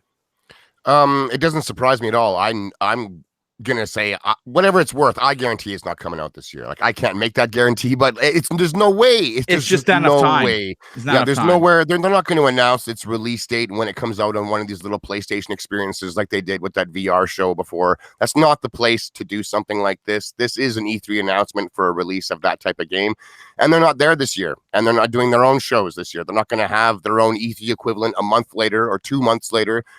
Sean Layden says we don't have anything new E3 quality to show you guys. So it's going to literally be another year before E3 quality announcements are coming from Sony at all. And I think this is just right up their alley to allow their customers to believe that the game could literally be coming out next month or the month after or this year. They did it with God of War, with all their games. They always do. They show them early. They have no release dates. They constantly have them in their highlight trailers for the year of other games. Like, Sony released a trailer earlier this year that was like, I think it was just titled Upcoming Games. Yeah. And it was littered with third-party games that are guaranteed, had dates, and are releasing. And then in between those titles, they also showed, Ghost of Tsushima and Last of Us 2 and stuff. And it's like, those games aren't coming. Ghost of Tsushima is literally hiring a story writer right now. Yes, they are. That game's coming out this year either? No chance. No. Both of these games, I've always been set up, in my opinion anyways, for the very end of the generation, if not a full-blown cross-gen. Both companies, being Microsoft and Sony, sat back and watched Nintendo launch the Switch with Zelda, one of their biggest IPs. They launched a new system with, while it was also available on their old system. Correct. And the game sold insane numbers. It actually sold more than the consoles on the market. If you recall that story. Absolutely. And it was selling consoles. Like, when it comes to Nintendo, I think that's the only real company that can honestly say our exclusives sell our console, because a giant chunk of their exclusives are owned by well over 50% of the audience of Switch owners. Over 50%. Zelda is almost at 100% still to this day. 100% of people own Zelda. That's insane. Like, those numbers are crazy. I think they're the only company that can rely on exclusive selling consoles for real as your first choice even. Whereas the other two, I mean, it's like 10% goes to the audience on a big game. God of War, Spider-Man, 10 million out of 90. That's roughly 10, 12%. Not that that's not a lot of people. It's just 10 to 12%. It's a minority. Those aren't the reason that everyone's buying a console. It's the reason some people do. But, I mean, there's no way Last of Us 2 is coming out. There's no way they're using it as bait to get everyone to just buy a console today. It's up Sony's pattern. They've done it this entire gen. Just put stuff out. Don't tell you ever when it's coming out. It looks great in the trailers. The games end up being great, which is, always a bonus. But I find they take a long time to come, and Sony's totally fine with basically selling you hopes for the future. Yeah, they happen to have been delivering. But when they start to not, if they ever start to not deliver, and if they ever start to stumble, I think this first Days Gone might be the first one where we start to see the pattern of Sony's third-person, story-driven narrative games start to kind of show its age. And and it just doesn't look as polished and as good as its counterparts on the platform. So I think we might start to see the first little weakness in what Sony's up to over there, unless they start mixing it up. A lot of people like that formula. That's fine. I don't dislike it, but that's all they're doing. So I don't know, man, but this game is not coming out this year. No way. Neither's Ghost. Those are going to be cross-gen titles. It worked for Nintendo. It's going to work for Sony, and it's going to work for Xbox when they do it with Halo. Yes, like Halo and Gears as well. We got Gears 5 this year. That's right. We used to, remember when we used to launch generations with like the hottest IP ever? Every Nintendo launched with the Mario. And then all of a sudden it started to like, well, we're going to hold back on our big IPs to wait for there to be a giant install base. The 360 didn't launch with Halo 3. Right. Like that kind of mentality all of a sudden. We have to wait and build up an install base first. Then we'll release the Halos or the Uncharted's or the Last of Us's and stuff like that. And we'll get the big sales. Whereas Nintendo came out swinging with the biggest thing they had day one and laid waste. And I think these other companies took note, man. So those games are going to be cross-gen titles. I'm convinced of it. I wouldn't go and buy a PlayStation today if you don't have one in the hopes that you're getting Last of Us 2 this year. And I am hyped for that game. Yeah, I'm super hyped from what I've seen. It looks just next level. Those animations and everything. Literally, I almost can't believe it until I'm playing it. It was so impressive looking. But I'm willing to wait, and I think we're going to be waiting a lot longer than most people would like to hear. Yeah, I mean, it's unfortunate, but also, it's expected, especially when you talk about Naughty Dog. They've never released anything broken, from what I recall. And they, if you remember The Last of Us 1, they wind up delaying it like weeks before it's supposed to release to put that extra polish on there, and it wound up being to their favor. I trust them as developers. Of course, Zemi, a lot of people, are kind of like on the fence. They don't know what they're going to do. Sony has been very coy. This is a hot topic. The Last of Us 2 is a major franchise for Sony and its fan base. There's no denying that. It was a great. The original one was fantastic. Told a real emotionally charged story. Beat it on the PS3. Beat it on the PS4 when they released the HD version of it. For you, I know you own a PlayStation 4, correct? No, I don't. Oh, you don't actually own PlayStation 4, okay? But you have in the past, okay? Yeah, and be sure I played Last of Us. Don't. Okay. All right. So let me actually get to the question. You played The Last of Us 1. Are you concerned for The Last of Us 2, or you kind of are in the same camp? I trust Naughty Dog. When it's done, it's done.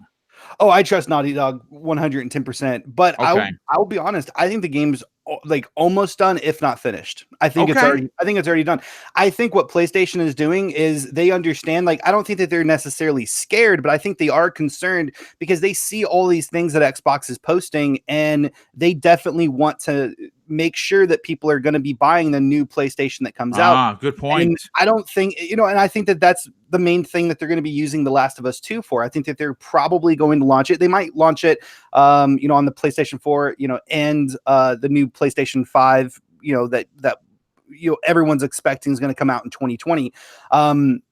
But I definitely think that that's going to be their big way of pushing through and getting people to buy their new consoles just for that specific game alone. And so with that being said, I think the game is going to come out in fall 2020. I think it's already ready. I think that's a big reason why Naughty Dog isn't really sharing information, because, fans always want more. People are screaming for more. I want to see a trailer. I want to see gameplay. I want to see all this. Like, personally, myself, they could release another 20 Game of Thrones trailers before the Sunday, and I would be still wanting more, right? And I think that they understand that it's going to be a while until they release it, so they're just trying to stay quiet about it to not get a ton of fans hyped, thinking it's going to be a 2019 release, and then letting them down. That's pretty crazy. That's almost a conspiracy that they're like holding the game ransom for buyers in a couple years. That's pretty nuts. I think that would be hard to keep a secret, that the game is 100% truly done and they're working on something else or not working at all. Like, what? That's pretty nuts. That's a hell of a I am going to say this. I'm not sure if you guys remember this, and I know actually that you guys, Forte on Brap, talked about this at the towards the end of 2018, because I remember the episode. That they were hiring towards the end of 2018, looking for environmental artists for Naughty Dog, because they had put a tweet out there. Hey, if you ever want to get into gaming, we're looking for to hire. So obviously there was a significant amount of concern towards the end of 2018 that wow, they're still hiring environmental artists for a game that we've seen since 2016. That's people back then said that's troubling, and I haven't seen any hiring posts as of late. But to think that the game was coming out here would be coming out in 2019 would be silly. Like I said, I agree 2020 for sure, and I agree with Zemi. I think that it will be a selling point for the PlayStation 5 to say, hey, listen, this is what it looks like on the PlayStation 4 Pro, because they're not going to show you what it looks like on vanilla. And to be honest with you, even God of War looked fantastic on PlayStation Vanilla. But they're going to show the particle effects, right? The ray tracing, everything that the next consoles are supposedly going to be able to do. They're going to show off the best version, which will be the PS5 version. And a game from Naughty Dog showing off on a PS5 is going to look magnificent, and it's going to sell consoles. Do you agree with the possibility of a possible conspiracy of holding the game back? And of course, I'm talking to the Forte. Oh man, so think about that for a second. We didn't talk about them holding it back, but it does go in line with them actually, like we talked about on BRAP, about them making hiring environmental artists and stuff like that. The one thing I think, especially when it comes, the reason that could be factually true. I mean, we don't know. I mean, they'll never come out and say that that's the case, but I am of a mindset that you will not hear anything or see anything about Last of Us 2 until you hear about the PlayStation 5 first. PlayStation, if you hear anything about Last of Us and I'm saying we're going to do a Last of Us reveal, that's going to be when you hear about the PS5. Okay. You're going to hear about them both at the same time, because the reason that they don't talk about it, in my opinion, is because everything that they want to show going forward is all on PS5. Of course, they're going to be on your PS4 and your PS4 Pro if you have them. But like y'all just said, they want to show it in the best light. And what is one way you can get your fan base super pumped, but also in turn sell your next console? People right now say, oh, like you said, God of War looked really good on my base PS4, which it did. It looked amazing on a base PS4. It was not that big of a difference between a Pro and a PS4. But guess what?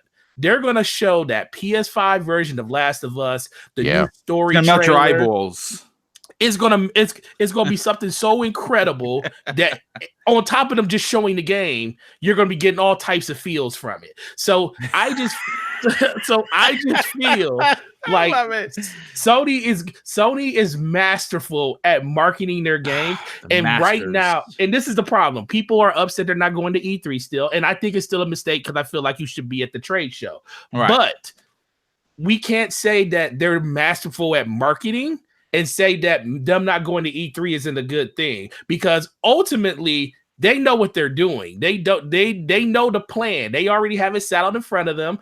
I don't think it could come out this year because it's already halfway through the year. Yep. And E3 is in 2 months. They don't release their games in the fall. And the earliest we might get this game is in February. Okay. February, March, because that's when what's the God of War?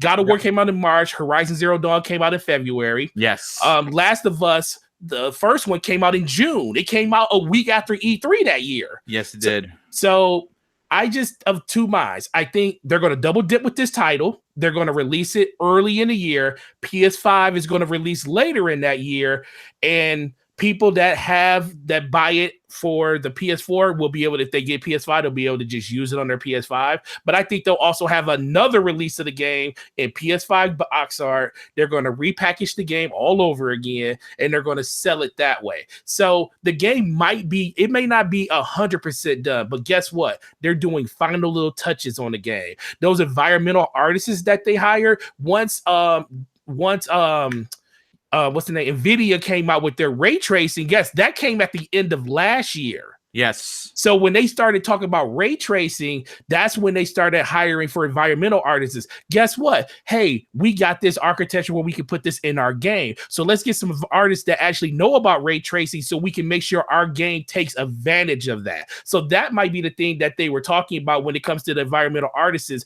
to actually just boost up what they already have in place. And that's just a whole nother year of just polish on top of a game that we think are going to be amazing. So early thoughts for me, February, March 2020. At the latest, you will see this game is, I would say, May or June. Probably same thing. They'll probably do the same thing like they did with E3. I think there'll be an E3 2020. And how would you love to hear? We're going to talk about Last of Us at E3 2020 when PlayStation does officially go back to E3. And they say, but guess what? The release date is in 2 weeks. Yeah, that'd be crazy. That'd be crazy. Yeah, that's what I think they're going to do. When you brought it up there, Boom, that they'll probably show the PlayStation 5 version if this is a cross-gen, which I'm sure it is. It makes, again, even more sense because it's just so Sony. They come out and they show a version that 90 million people won't have, but they'll hope that when they go and buy it on their PS4, it looks just as good. And it's just right up Sony's alley, in my opinion, to do that kind of a thing, is just to show that. Not to say that like Xbox wouldn't show the Anaconda version of Halo. Like, this is just really what gets done. But because they've already shown this game, and then it's going dark, it's going to be almost 2 years before we see it again. I bet that is what's happening, is they're going to retool it up for the PlayStation 5 stuff. They'll announce it as a cross-gen title, and everyone who sees the trailers and stuff all running on PS5, I mean, their mind is just going to hope that it runs, half as good or damn near as close on their Pro or on their vanilla PS4s still. And Sony's totally fine with that. Yeah, go buy another one. That's fine. Just don't show the game in the barn. Just please. Yeah. And don't have your fan base stand for 4 hours. It's not good on their backs. Right, exactly. You know what? We're going to keep with the PlayStation, gaming information. And we're moving on to the next topic. The Days Gone One Bullet trailer was just released. And every time I see this game, I get more excited to jump in the world that Bend Studio has crafted. And all I can say is this. The game, yes, has been delayed numerous times. But, look, the game looks amazing. I still don't know what the game is. I'm going to be honest with you. I don't know if it's a survival game on the lines of, the State of Decay. Because, I know you have to scrounge for things, right? You have to find different parts for your bike. I do get that. Is it an action romp? I know that you're going to die a lot. I saw people playing it at PAX. And as a matter of fact, the Iron Lords podcast were there, and they did some video of it, of Cognito playing it. And he was actually taping one of his boys, and he was dying left and right, like crazy dying. So I think that you're going to be dying a lot in this game. But needless to say, my special edition is paid for in full. I cannot wait for this game. It's set to release on April 26, 2019, which is a Friday. And I'm like I said, I'm going to pick up my collector's edition right after I see Avengers Endgame. What a day that's going to be. I'm hanging out with my brother. We're going to breakfast. We're going to have a nice big sit down. We're going to see Avengers Endgame, and I'm going to close out the day with of course the collector's edition of this game. Let me just say this, guys. There have been 4 or 5 gameplay videos I've seen. I think most of the community have seen in the last 12 months. And Days Gone, it looks a bit punishing, but it's really polished. Like, man, the detail on the character. The main protagonist, if you don't know, is Deacon St. John. That's the main the protagonist in the game.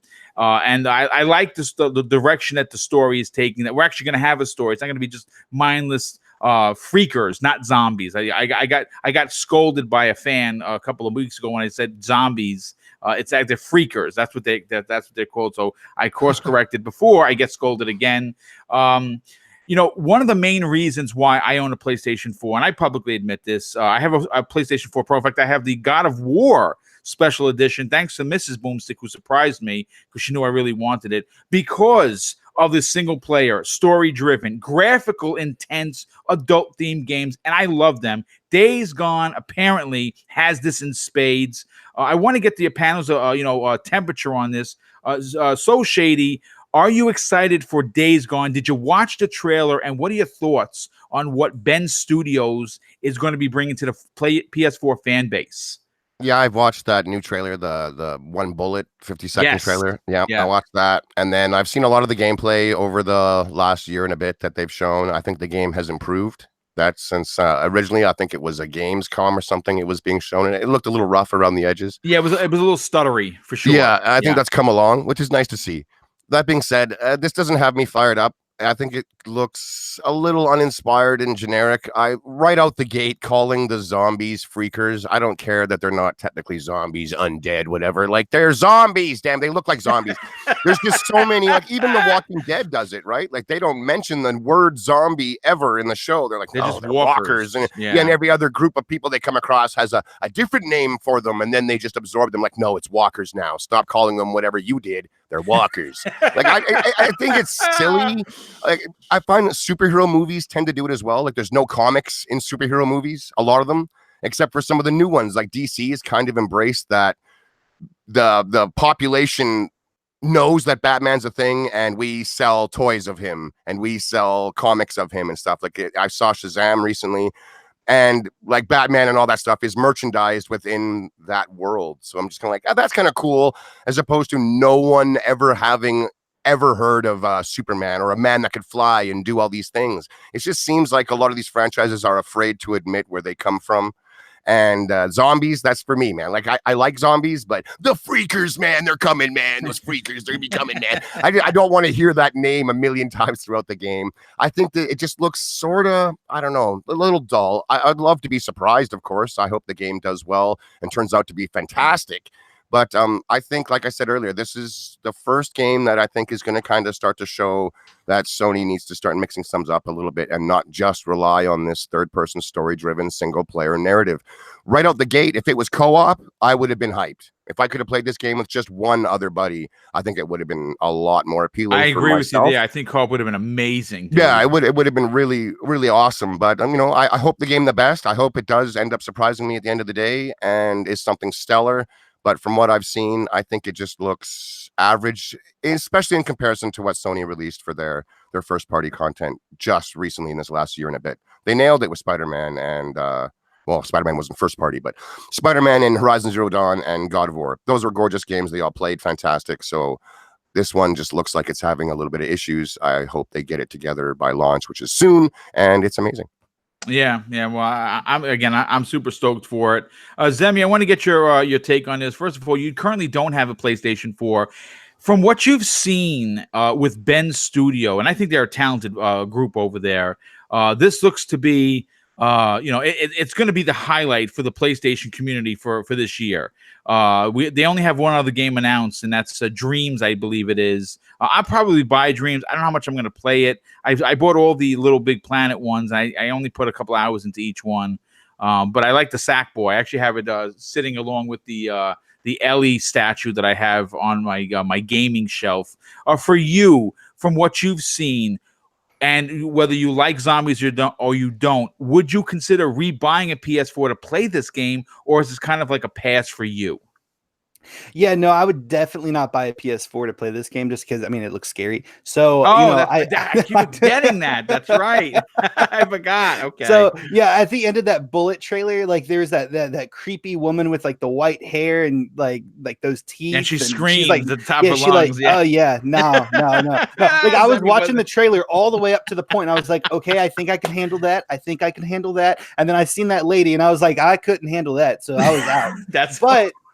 But with that being said, I think the game looks really, really good. I don't remember what it looked like previously, all these years ago, whenever you guys keep saying, well, it kind of looked rough. Oh, the graphics look a lot better now. I don't really know the difference between that because I wasn't really watching the trailers back then or really following the game. But from what I've seen now, the game does look really, really good. And it just reminds me of how great PlayStation is at making single player exclusive games. Detroit Become Human, Last of Us, the Uncharted series, all of those, like those are the games that make me want to have a PlayStation 4. Unfortunately, personally myself, I just can't rationalize owning 2 consoles and just having one that I really almost never play. I just can't do that as a person. Okay. But I am super excited about it. And those zombies, they look really, really cool. They kind of look like the I Am Legend, like infected people. That's what they kind of look like. Nice. Yeah, and it's Good refreshing to see that, and not just some zombies walking slower, running with like flesh like dripping off of them. So that's actually really, really refreshing to see. If I wasn't such a coward, I would really be interested in buying this game, but got to play with the hand that you're dealt. No, I completely understand. I appreciate it.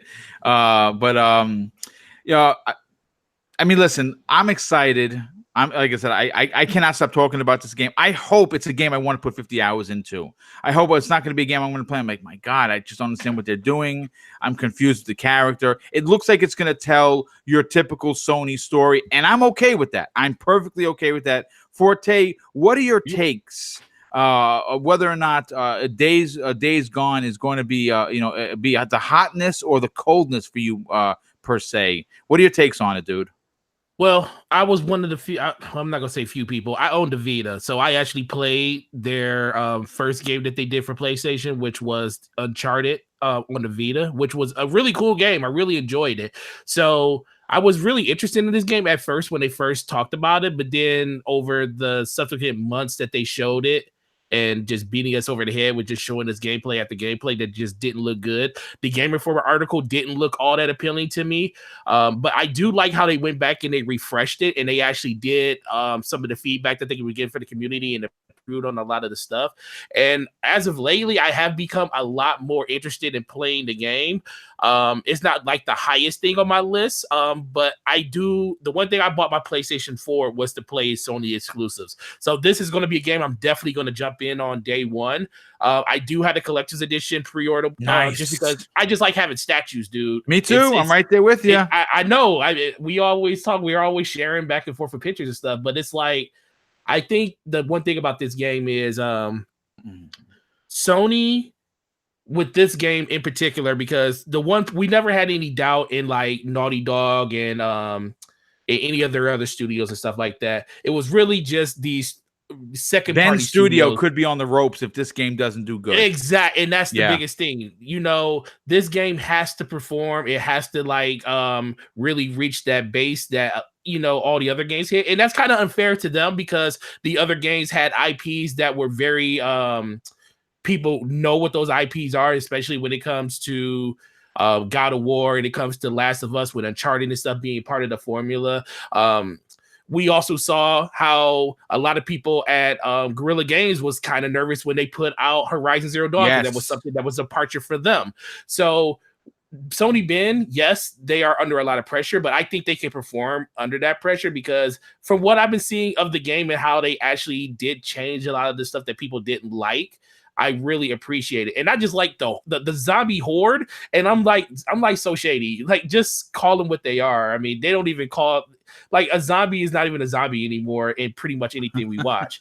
So I think just looking at how you can use the horde as a mechanic in the game, like they showed in that very first trailer that they introduced us to Days Gone in, I think doubling down on stuff like that is going to be really cool. Is it going to be a game that I'm going to sink 100 hours into or even 30 hours into? Probably not. Just get through the main campaign, do some of the little side stories just to get a piece of it. But there's one thing I will always say: Sony does a great job in marketing their games, and I just think that the masters of marketing.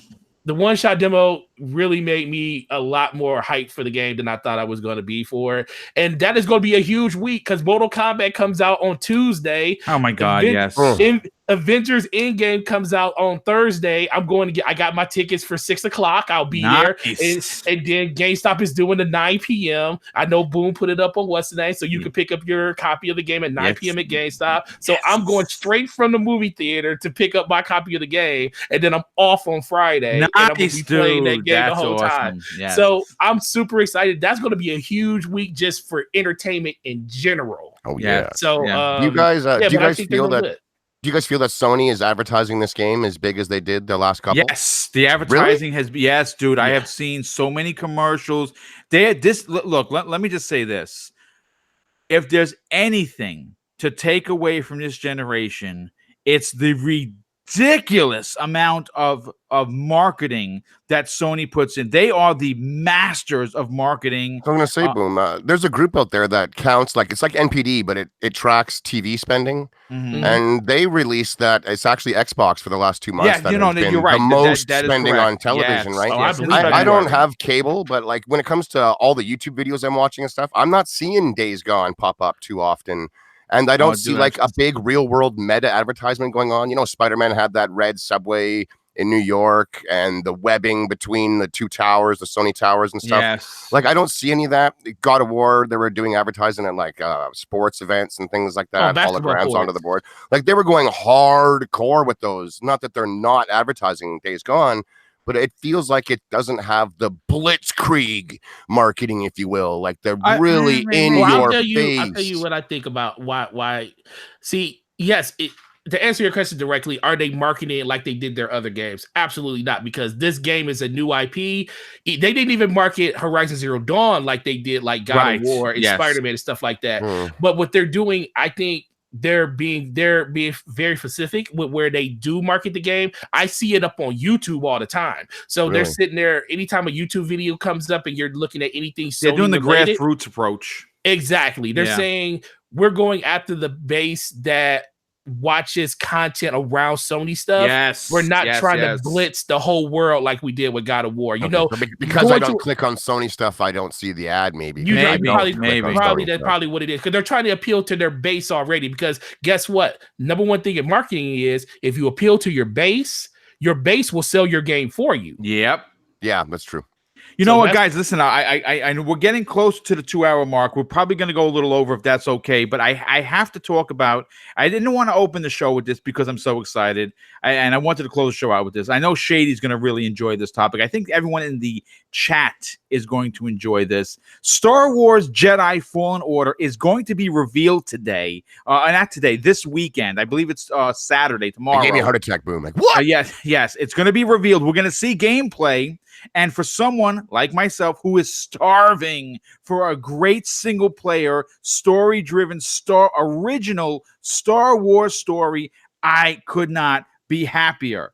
A new rumor about Star Wars Jedi Fallen Order has just surfaced on Reset Era on the forums, and that we're close to reveal the game. The title from Respawn Entertainment, and if you don't know who they are, you better go and play Titanfall 2. Their single-player campaign in that game was incredible from start to finish. It told an emotional story between you and BT. I highly recommend you pick up that game. If you don't want to play the multiplayer, I hear you, but the single player was fantastic.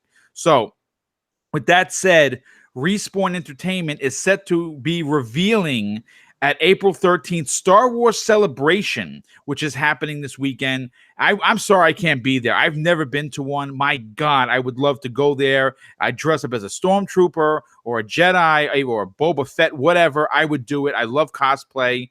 According to the leaker who goes by the name Nightlife, the title is set to be a linear action game, but you shouldn't expect a halfway Fallen Order. It's said to be inspired by The Force Unleashed, which I loved, Jedi Knight, and Uncharted.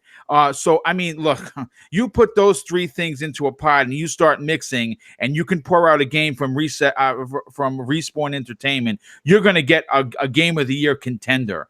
On top of that, we're told that it's set to be a much longer experience than those other Star Wars games. You know, they lasted around 5 or 6, sometimes 8 hours if you kind of looked for everything. I know Shady and we look for everything. We go to every nook and cranny. So games that are 5 hours for you might be 15 for us because we like the physics. We like going and checking every corner for every secret. This is a question I have for the panel. Being that Respawn Entertainment, who is responsible for, of course, the excellent Titanfall 2, I'm expecting a fantastic story-driven game. It's Star Wars. It's canon. It's original. It's an original story never told before. Shady, what is your hype meter at right now? I'm on the moon already, Boom. It already blasted me off. Super hyped. Like, I want more Star Wars. We have been Star Wars starved as far as video games go for the last 2 generations. I mean, we got Lego games last gen and those 2 Force Unleashed games. I enjoyed the Force Unleashed games. I'm not a Lego game dude. So we got nothing last gen. And then this gen, we've had 2 Battlefront games. I love them both. They're awesome for me. It's not enough. I need more Star Wars games. My God. So I am super hyped and extremely hopeful that they deliver on this. I think they will. Respawn has an awesome pedigree. I love their games. They drop quality stuff. And it's wicked that we get to see it this weekend. We're not waiting for E3 to see everything. But that does have me asking a couple questions. We know Sony isn't at E3, and we know EA is not at E3 this year either. So I assumed that this game was going to instantly, by default, basically be shown on Microsoft stage. But because it's coming out early now and showing itself off, it's getting ahead of the E3 crowd. All eyes are going to be on it this weekend. That's cool. But does that also maybe mean that this is a Sony marketed title as well? You notice Borderlands got ahead of everything, came out first, but we don't know who's marketing that game. They weren't very specific about it. So who knows about Borderlands? But with Star Wars, Sony had the last 2. I wonder if they're going to have this one. I assumed it was going to be Microsoft branded just because of the way E3 is set up this year. Maybe. So it has me kind of wondering, are we going to see a marketing push by one of the 2 companies during the reveal, or will we find out later? Will this game still show up at E3? I'm not sure, but all that stuff aside, I'm insanely hyped to see what has been going on because, I mean, last year's E3, going to Buddy there in the crowd, and just being like, "Hey, I hear you're making a Star Wars game." Yeah, that was it was the worst.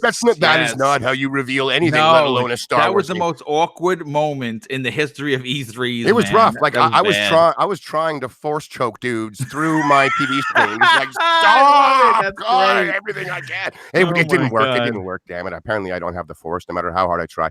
But I'm super hyped for the game. I'm super hyped for the franchise. I love Star Wars, man, and I want it to be good. Damn good. And I want to play the games. Like, as much as the movies and stuff I'd like them to do certain things with, I just want games to play, and it's been too long outside of Battlefront and Force Unleashed. So I want to get my hack and slash on. When we're playing as Jedi, though, I want a lightsaber to be a lightsaber. When I slice a guy, you want him to be cut in half. Yeah, he needs to be cut in half. He's not taking like 3 or 4 hits with a lightsaber like I'm using a baton. This is a lightsaber. It cuts everything. You know what I mean? And it would be really fun if they went all out on the physics where you could literally cut anything, kind of like Metal Gear Revengeance. If it had a cool, you cut people's arms, legs, heads, and the environment, all over the place. Slicing the environment up and stuff like that. I think that would be really fun. Or if you're using the Force to be able to bend things and really pick it up and toss it around. Like I want a physics bonanza in this if I'm to be playing a Jedi. I really do. And lightsabers, they need to cut things, damn it. But yeah, that's my take.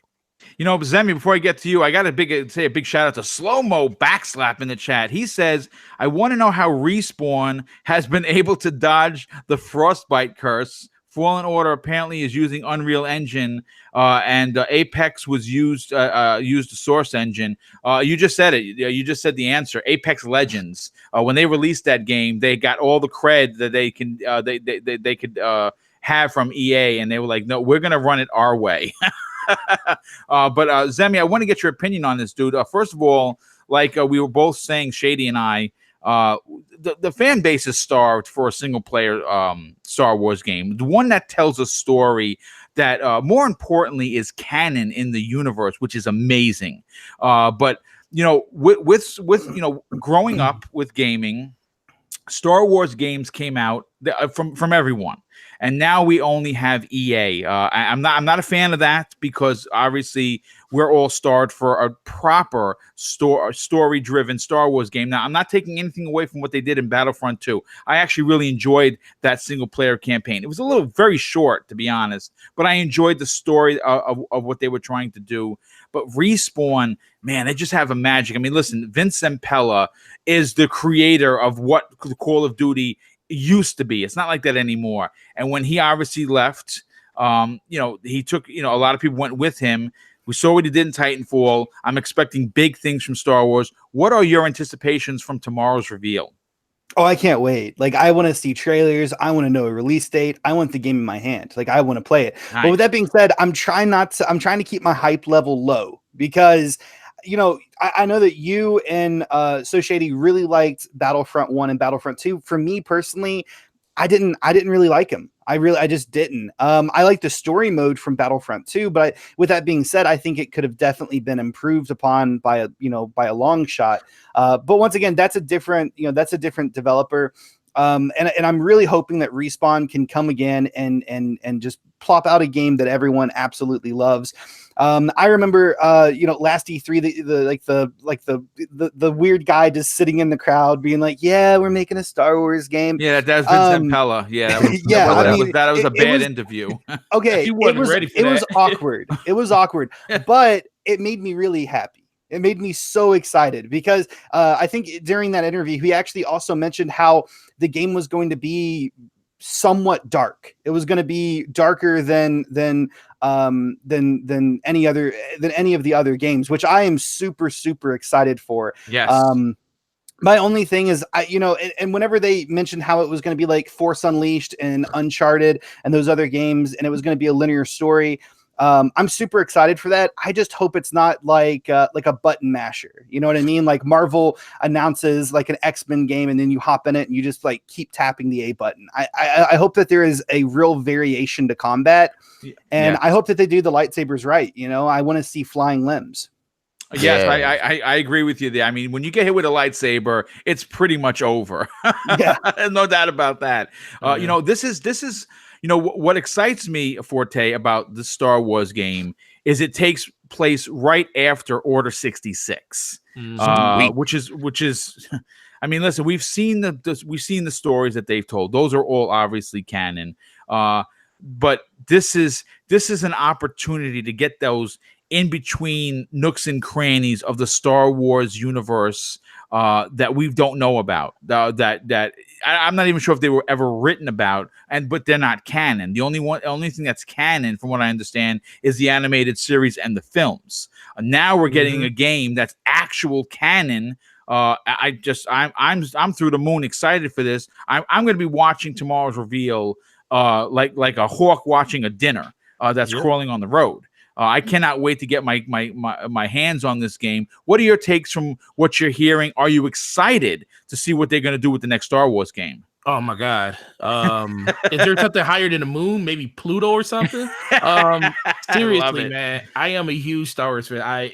It's by far my favorite franchise, right next to the Alien franchise. I am such a Star Wars fan, and I've been very disappointed in the direction of Star Wars over the last few years.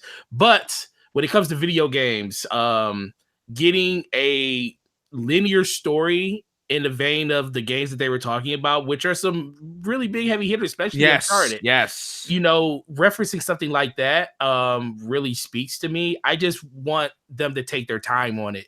The biggest thing for Star Wars is the story. It's all about the opera. It's all about the people in the game, and I want them to be able to flesh that out. And yes, the thing about lightsabers is absolutely true. Is I've never said anything about it because it's just the whole way that video games gaming, have been. Right? It's just a video game. It's video gaming. But dude, we don't have to have blood with lightsabers. It fuses everything that it goes through. Cauterizes the wound.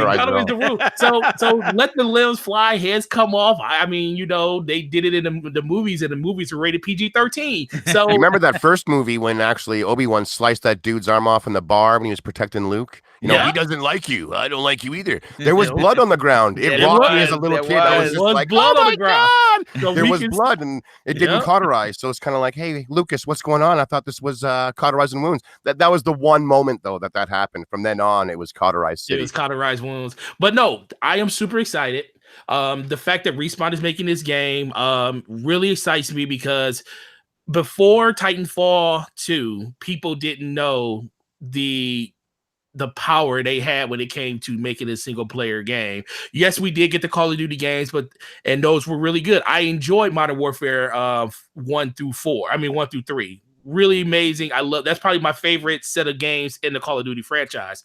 But Titanfall 2 changed everything for me when it came to storytelling in a first person shooter. It was by far the best. And the fact that they're getting the same team and bring it over to a Star Wars title with all the lore that's at their disposal. And yes, it's a damn shame that so much of Star Wars is out their extended universe is not canon. I think what they're doing is they're literally bringing a lot of that stuff back in a certain timetable, and we're going to start getting all of that stuff that isn't canon in a different way put into canon through different stories. Like there's the Mandalorian just got announced, and they're going to be showing trailers at Star Wars Experience about the TV show. Yeah, so that's going to be on the streaming service. I'm buying the Disney streaming service just for that. Day one.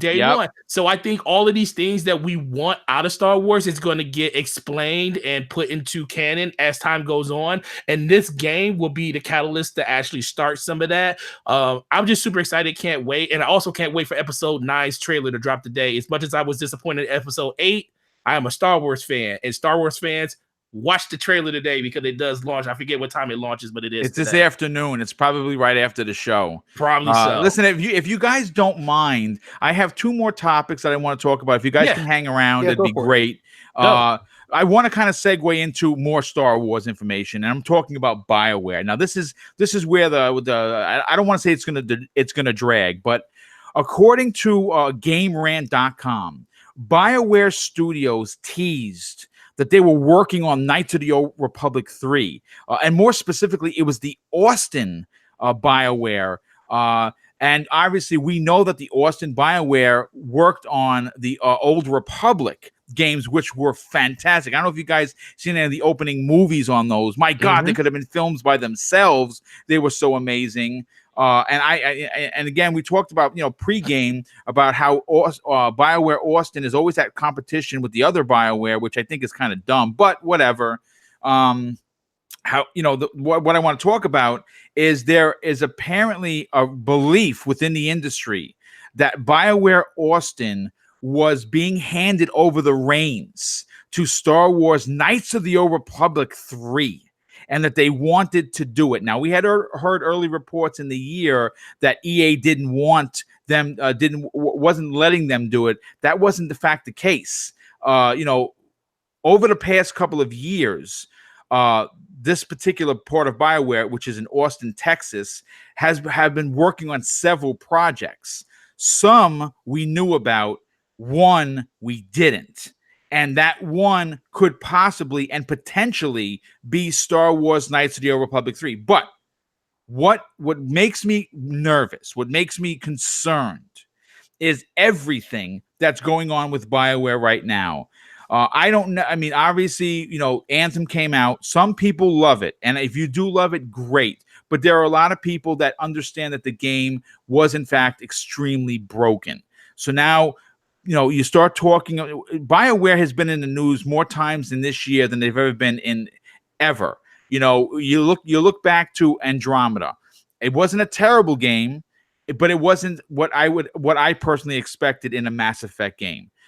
Obviously Anthem comes out. I bought the big package. I bought the the $80 edition. So I'm in on the ground floor. I didn't play much because I kind of want to play it when it's fixed, when it's done right. We're hearing now that Dragon Age 4, which was announced at the game, at the Game Awards, that it's turning into an Anthem kind of a game, and that's not what they're known for. They're known for their story-driven titles. And if Dragon Age 4 turns out to be an Anthem with dragons, I think that's going to piss a lot of people off. So now we're hearing rumblings from this story about a new, first of all, Knights of the Old Republic, by far, 1 and 2. Of course, 1 was done by BioWare, 2 was done by Obsidian, 2 of the best action RPG games to, I think, ever come out. You challenge me on that with Jade Empire. I say, I tip my cap to you because Jade Empire was great. My concern is, are we ever going to get a Knights of the Old Republic 3? And at this point, is it something that might have been talked about, but with all the negative press been put on the back burner? Shady, what are your thoughts on this, dude? I would love to get one for sure. Those were amazing Star Wars role-playing games. They were fantastic. Some great storytelling. And I think that is one of BioWare's big issues today, is they've lost their storytelling. writers. Like they Yep. lost Drew Carpenter and one of their other big lore guys. And that I really do believe is what people remember the most fondly when they think back of, say, Mass Effect. It's the story. I remember the story and my journey and when this happened and that happened and he died and I saved the day. All that stuff is what people are fondly remembering. And I think if we're real with ourselves, BioWare as a company has never really made the most technically sound, deep, incredible games outside of maybe Baldur's Gate at the beginning. Way back. Yeah, way But back in like, the days. Yeah. What do you call it? Mass Effect, it's not the deepest RPG at all. At all. It's very like surface level RPG choice and character building in that. It's the story that really got people. Yep. Same with its gunplay. It was far from the best gunplay in gaming, like it really was. But it was certainly good enough, and we enjoyed playing it. And all together, they made a really cohesive package that we were willing to look past their faults because the story and whatnot, the experience was just so good. And because they've lost that talent, now their Anthem graphically is gorgeous. I think it's one of the best looking games. It's absolutely phenomenal looking to me, but it's lacking the story and the huge, deep amount of lore that we've come to expect from a BioWare title. So they're kind of a victim of their own past success, as well as us propping them up kind of a little too much across the board, when it's like, you guys used to make amazing story games that played and looked pretty good, but not amazing. Whereas now I think Anthem looks amazing. Actually, it plays pretty damn amazing too. Especially the flying is fantastic. It is fantastic. It really is. The flying is so good. The ability to transition from the air to the ground while in combat or out of it. It's just like no other game has done it. And it's great to think that they're like, maybe the next Dragon Age is going to pull from some Anthem stuff. I hope it isn't the monetary way, because I've never felt more pushed to a store to spend real world money than I do in Anthem. It is just a drip feed there. I've spoke about it earlier. I won't drag it out today, but don't bring the monetization practices from Anthem, but flying around like a wizard in the same type of mechanics that Anthem has in a new Dragon, it would be fantastic. I would really like it if the combat in Dragon Age was more one-to-one, kind of like what it is in Anthem. I like that instead of the RPG-ish aspect of it. Like, I think the combat in Dragon Age just isn't as dynamic as it could be in a normal hack and slash game. That tends to happen in a lot of role-playing games. Somehow, because it's a role-playing game, even as a community, we accept less of a combat system. Look at Skyrim. The combat, like the sword swinging stuff, in my opinion, is so jank. It's terrible. It's brutal. It's brutal. Terrible. It's but terrible. You bring that up, and the next words out of everyone's mouth are, yeah, but the world is huge, and you can do everything. And then I'm like, all right, exactly. For some reason, as soon as we're given options everywhere else, we like, okay, crappy gameplay is okay. Well, not for me, damn it. I want smooth. I want awesome, smooth gameplay. That sums it up. So just bring it on. I hope it happens. It's unfortunate because of the mess that's happening at BioWare right now. I don't think it'll get in the way, to be honest. EA only has their grip on Star Wars for a few more years. If they plan on doing one, it's now or it's going to be never. Yeah, I think it's 2 years left on the contract. Yeah, Shady. I don't think that they're going to get another chance at holding the Star Wars license exclusive. I don't. At least I hope they don't. I want to see the Star Wars license get farmed out to anyone that wants to pay for the IP. I don't want it to go to one company. One company isn't big enough to do Star Wars justice. So I hope EA doesn't get exclusiveness with it again. So, I mean, if they want this game, I think it's now or never for them. BioWare, if there's guys there that want to do it, they have the passion for it, as opposed to not knowing what the hell they're making with Anthem. That's a good start. At least they know it's a Star Wars game and it would be an RPG. I mean, geez, let's hope it's real. I really do. I mean, Star Wars has had a hell of a time recently since Disney bought it, and I would love to see just good news instead of struggle. So, I mean, I got everything I can crossed that it's a true rumor, and when it does come out, we're just blown away. Yeah, I mean, look, I'm going to say this. First of all, and I want to go to Zemi on this topic. Obviously, BioWare did the first Knights of the Old Republic, and Obsidian did the second one. And again, not to bring this up now, but Obsidian is owned by Microsoft. If EA can't get their shit together, more specifically BioWare, and the contract runs out, could you imagine if Obsidian is given the rights to do Knights of the Old Republic 3, and it's somehow or another an Xbox One, whatever, exclusive. That's crazy. But in your opinion, with all of the turmoil that's currently going on, do you see that this game is going to be put on hiatus longer, or do you think that this is something that they've been working on and they're just going to put it out when it's done? I mean, I definitely hope this is something that has been in the works since, Disney gave EA the exclusive license. Yeah. I'm very, very reserved about it. I don't really know how I feel. Like, I want, Fallen Order's coming out, right? It's going to be a linear story game. That's great. I love those types of games, but I love an RPG. Like, that is my bread and butter. Whenever Mass Effect Andromeda drops, I bought it day one. Yes, it was glitchy. Yes, it wasn't perfect, but I didn't care. The entire week of my life just went to that game and eating and sleeping. Like, that's it. So I love what BioWare does put out whenever they put out, their RPGs. I'm just hoping that they can do it. I know that there's a lot of turmoil and all that different stuff, but here, this generation, we've seen a lot of comebacks. We've seen Ubisoft come back. Yes, good point, dude. Yes. I'm sure we're going to see Bethesda come back too with Elder Scrolls 6 Next Generation and that space game that they're currently working on. And I think that this is an excellent moment for BioWare to say, okay, you know what, we messed up in the past, but this is what we are. This is who we are. This is what we do. And I hope you enjoy it. And I hope they just knock it out of the park, because I really want a single player RPG game based in like the Star Wars franchise. Like, that just sounds absolutely fantastic for me. And I want it so bad, but I want it done right. And I do have to say, I think if they mess this up, that might be, what puts them in their grave. Yeah, the nail in the coffin, so to speak. Yeah, that's. I mean, I don't know. I mean, again, I love the first two. I really wish that they would just remaster both of them. I know that they're backwards compatible in the OG Xbox, but I would actually go out and buy a remastered version. If they went in there and they did something. I know this is extreme. It's an extreme wish. It's one of those, I drop a quarter into the well. Hopefully it happens. Wouldn't you love to see Knights of the Old Republic 1 and 2 be given the same treatment as like a Resident Evil 2? Yeah, that'd be holy shit! I do, but I don't think it's going to happen. It's not. It's not going to happen because those two games aren't canon, and Dave and Dan are currently working on an actual series during that time period.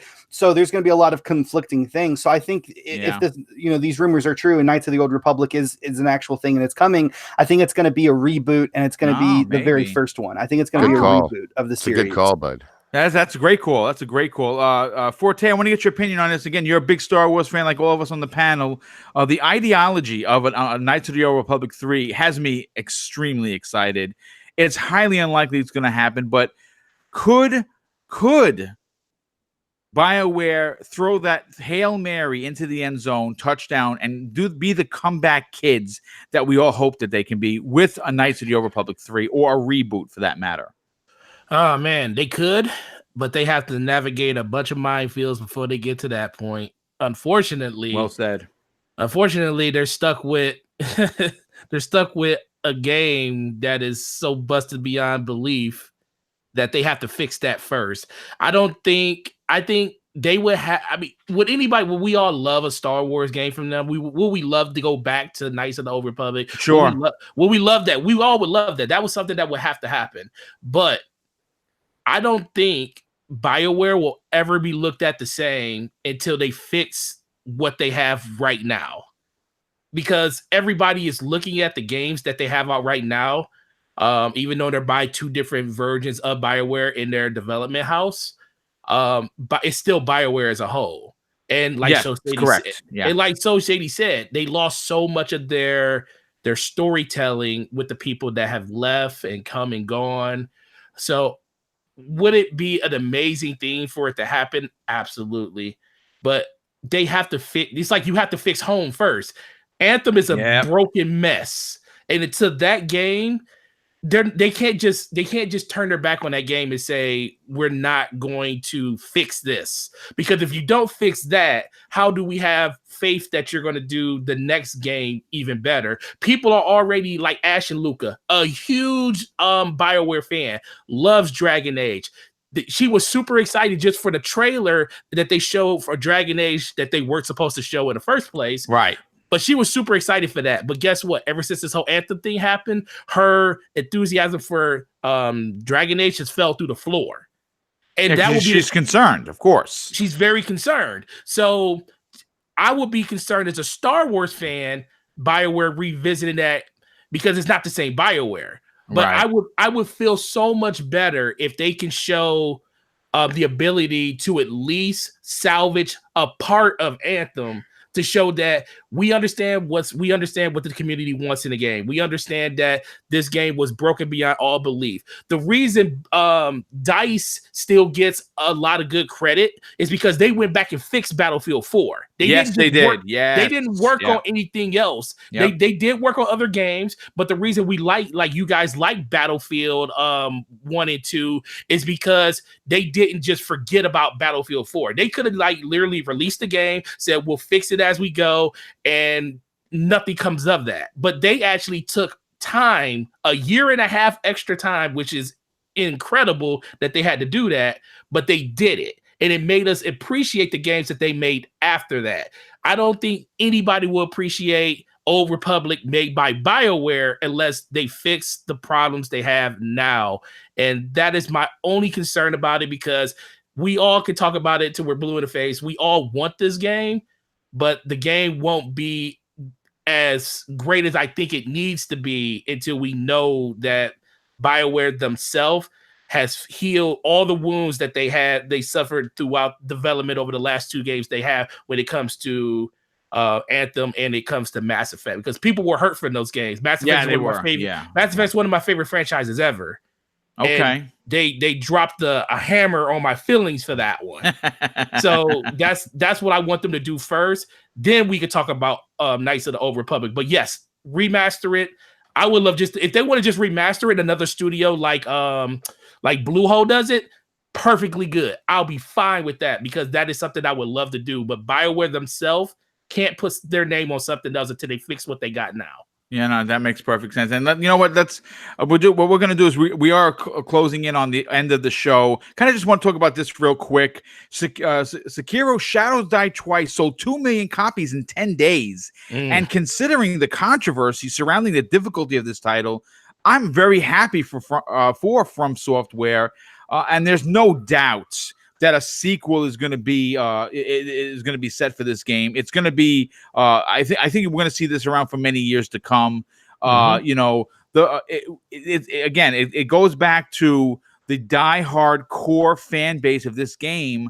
You know, they love these games being as hard as they are.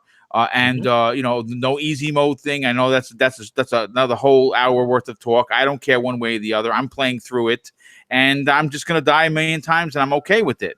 But Shady, I want to get your opinion on this. You know, the fire engines are, of course, going Show's right hot. through. My God, man, every time it's the worst. Getting back to this, Shady, Activision did a press release, and of course they're very happy, right? Activision's had some problems. They lost they lost Bungie, right? They split, and right now they really don't have a lot. So this is a big win for that company, but a bigger win for From Software, who has a rabid fan base. What are your takes on the sales success of this game, even though it's hard as balls?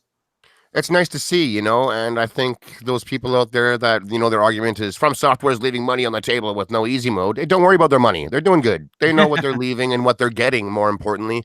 They are satisfying a niche of gamer out there, I think, that is almost, in today's day and age, starved, man. Today's games, most of the time, really hold your hand. They really do. And it's not a difficulty thing. It's just the game will tell you how to solve the puzzle before you can solve the puzzle. It'll tell you how to look around with the right stick. It'll tell you how to look around with the left stick right after. Like, it's insane. And part of me appreciates that. Not everyone has been gaming for as long as me. That's cool.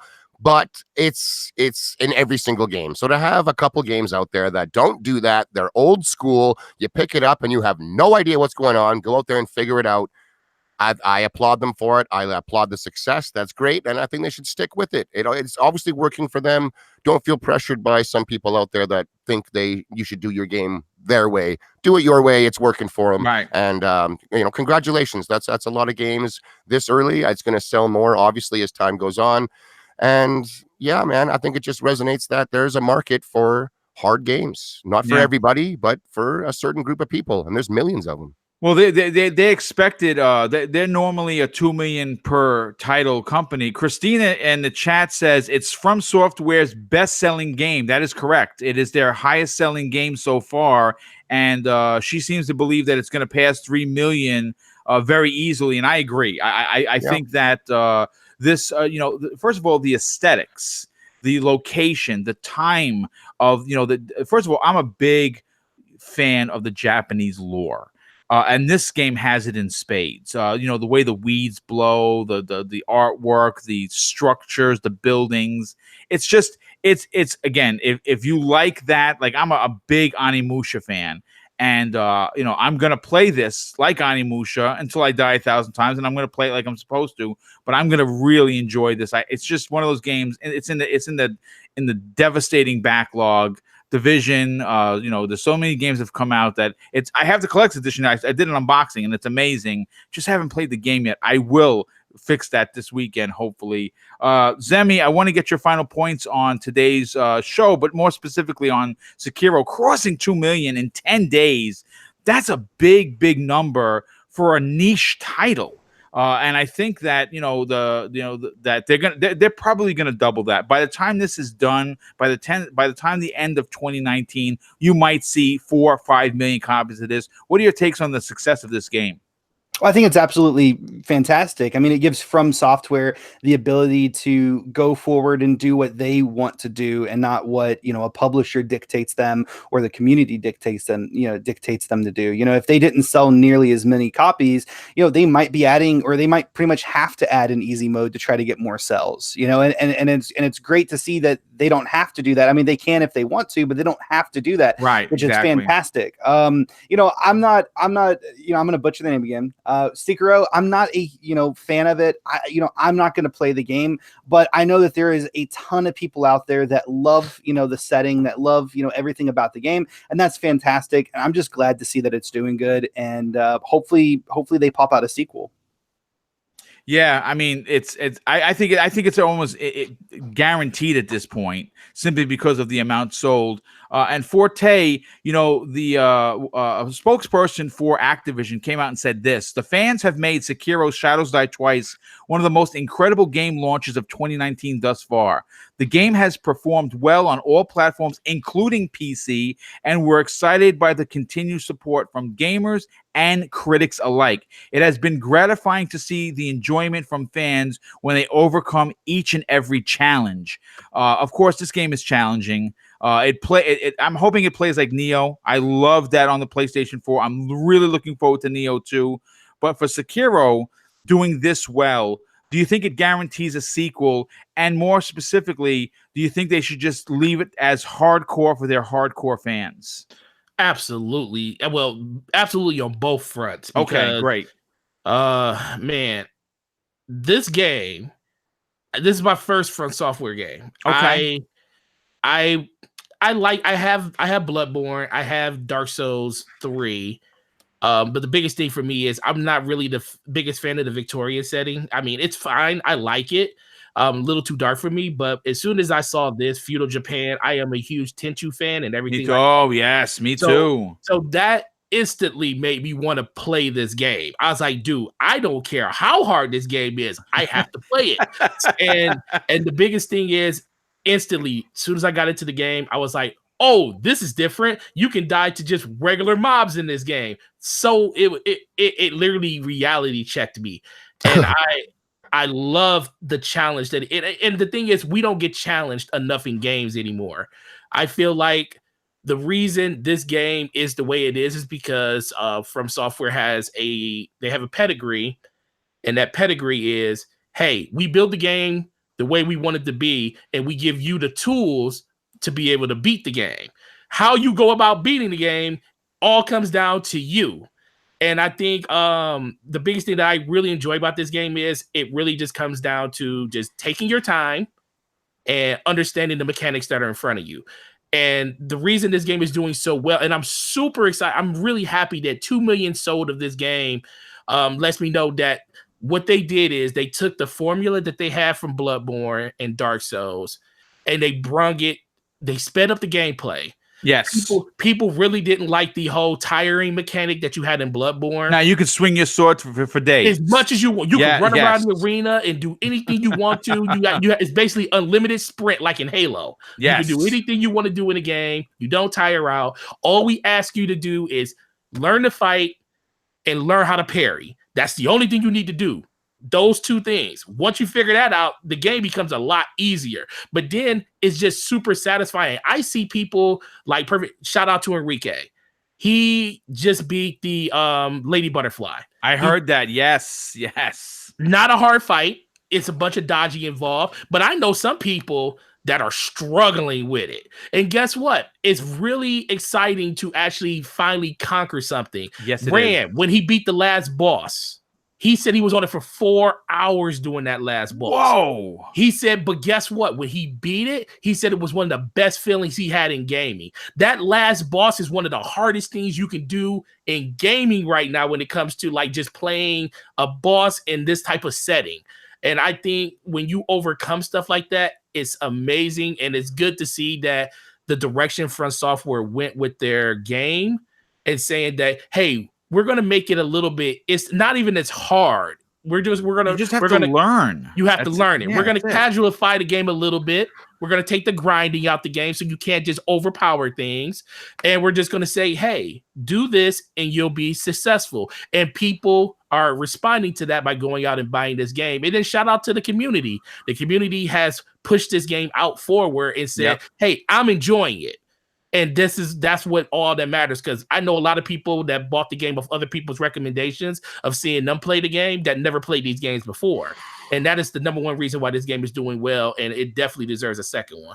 It's making me laugh how just on a panel of 4 guys, we've had like 3 different pronunciations of the name. It's like Sekiro. It's Sekiro, man. That's what the developers hear did. that like that old Japanese dude's voice that come in and pronounce it like, oh, Sekiro. Yeah. I need to know what it's really like. What is it really supposed to be? I gotta know.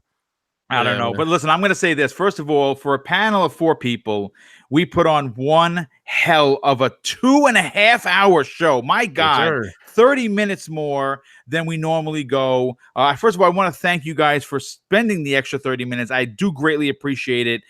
Because of course I do put a lot of work into these topics. I'm up past midnight 3 times a week writing to make sure that the content is the best on YouTube. Once again, the chat was outstanding. You guys, there were a troll or 2 in there, which I'm not going to call out because I don't do that. But you know what? Come to this house, sit down, take your shoes off, put your feet up on the couch, enjoy yourself. Right? This is what Boom preaches. And I'm not a preachy kind of a guy. I am full with unicorns and rainbows. I want everyone to get along. Now, is that going to happen? No, but you can still show up, hang out, give your opinion, but you don't have to be a big D-bag about it. You can just give your opinion, and if people don't agree, that is okay. Just come and hang out. The chat, you guys police yourself. It was great. This show was fantastic. Let me get everybody out of here because we're like I said, we're already past 2.5 hours. So Shady, you have been making the rounds not only on shows, but you are permanent on this show, which is awesome, but on Xbox Nation. And my God, from what you told me, I'm heading over to Xbox Nation while I finish cleaning my apartment to listen to it because I heard it was packed with firecrackers and rockets. Tell everyone where they can follow you on Twitter, but more specifically, tune in to hear your commentary on your shows. Hey, thanks, Boom. It's been a damn good time today. Thank you so much to Gaming Forte, Zemi, yourself, of course, everyone that showed up. I mean, you power the show. It's been fun. I love coming here each and every week. You can find me here every Friday on Breakfast with Boom. Like you mentioned as well, I am also a panel member on every Wednesday on Xbox Nation with Mooch and Crap and Lady Foxfire, Xbot. We had a great time this last Wednesday. If you haven't already, maybe go check it out, man. I'm bringing a much needed dose of positivity, if you will, in a lot of people's minds. I'm getting a lot of good feedback from people that it's like what they like to see. You know, no one is trying to prove anybody wrong at the end of the day on these shows. We come here to just share our opinion on the matter. We don't all look at things exactly the same. I like that. It's entertaining. It's interesting. It lets me see things from other points of view. They get to hear from a different one from me. We're having a good time over there. I know that the chat was out of control. The show was a lot of fun. It was a lot of fun. But keep in mind, like, this is no hard feelings. We're all buddies here. We just see things in different ways. Yes. That's at the end of the day, we're still all friends. Correct. That's right. Like, I got to clarify that's very important for people to understand. We're not at each other's throats at all. Like, it's not that. But, check it out. It was a fun time. Well, I'll be back next Wednesday. I'm looking forward to it. Same with this show on Friday. On Twitter, I am so shady at the Sesh Empire. That is one word. On Xbox, I'm just so shady. Thanks for coming out, everybody. Happy gaming. Take it easy. Yes, well, great to have you here, and you'll be back next week as per the norm. Emperor Zemi, who he likes to be called every now and again, you completely knocked out. You had me dying with the scary stuff. That I had to mute my mic a couple times. I was laughing out of control because I forgot that you're just not into the horror genre. But you did awesome as usual. Do you have anything going on? Please tell everyone where they can follow you on your amazing YouTube channel that's close to hitting 10,000 subs. And tell everyone where they can follow you on Twitter, dude. Yeah, I actually thought that you might have forgot the Emperor part, because you didn't include that in the intro. So I was about to remind you. We got to keep up with traditions. Yes, tradition is at least once per show. Yeah, that's right. But anyway, thank you so much, Boom, for leading this great show. Thank you to the panel members. So much great news that we covered through, and like all the topics were fantastic. And thank you to all the viewers out there that are watching. And keeping with the show and everything. If you guys do want to, you can follow me on Mixer, YouTube, or Twitter at Ambassador Zimmy on all of them. And just a big thank you. Well, listen, dude, again, great to have you on the show.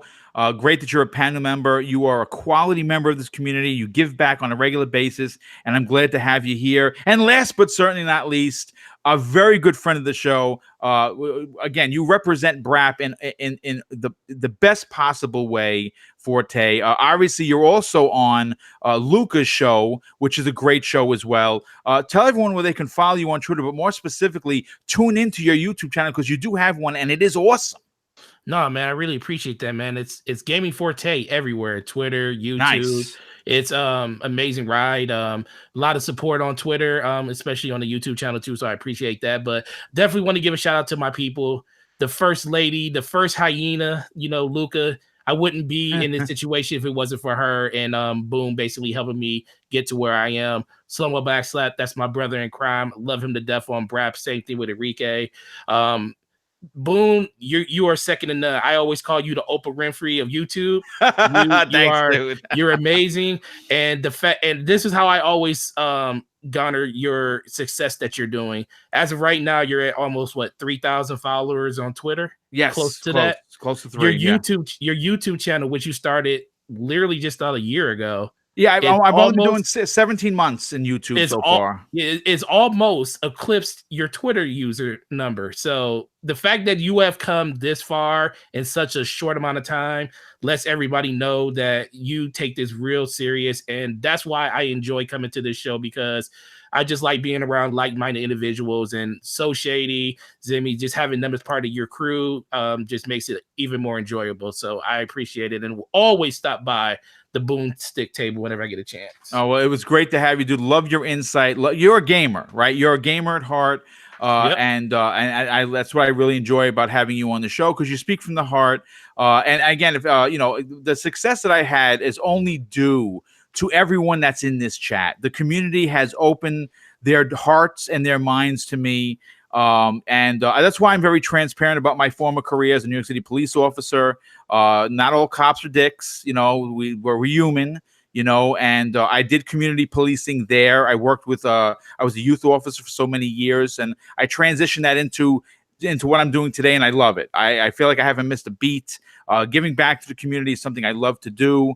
And in regards to the success, that's really kind of you to say. Like I said, this is all due to the community accepting me. If you missed it yesterday, I had the incomparable Brad Sams from Thurrott.com on yesterday's Xbox Factor podcast with the Welsh Gamer.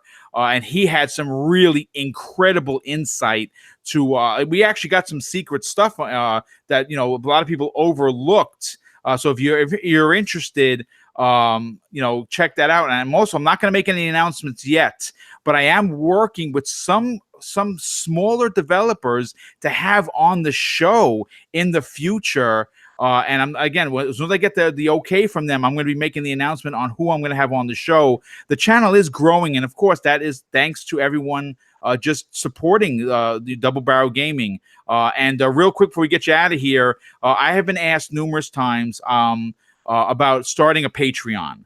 And I kind of was very reserved about it because I felt like I needed to earn the trust of the community and also hone my skills as a host, as someone that puts out content. I wanted to make sure that I deserved to start a Patreon. And right now my application is being reviewed. So I'm going to be making an announcement. I will be officially launching a Patreon for Double Barrel Gaming. And if anyone was, because I've been asked at least a dozen times. So if you've asked, I've answered the call. And I hope that that after 18 months of producing content, that I've earned the right to ask to people to donate to the channel. So look forward to that. Again, we'll see you next week on the next episode of Breakfast with Boom. Of course, next week I'm also going to be with Salty on Gaming News at noon on Wednesday and Thursday. The newest Xbox Nation, the Xbox Factor podcast. And if you're part of Xbox Nation, you're going to want to tune in for that because we have some really good topics on tap. And everyone, enjoy your weekends. Get excited. Star Wars, we're going to see some new trailers. We're going to see a new game. And I will be sitting there enjoying Sekiro this weekend. Have a great day gaming. Please be nice with each other on social media and have an awesome day. See you next week, everybody. Yes, sir.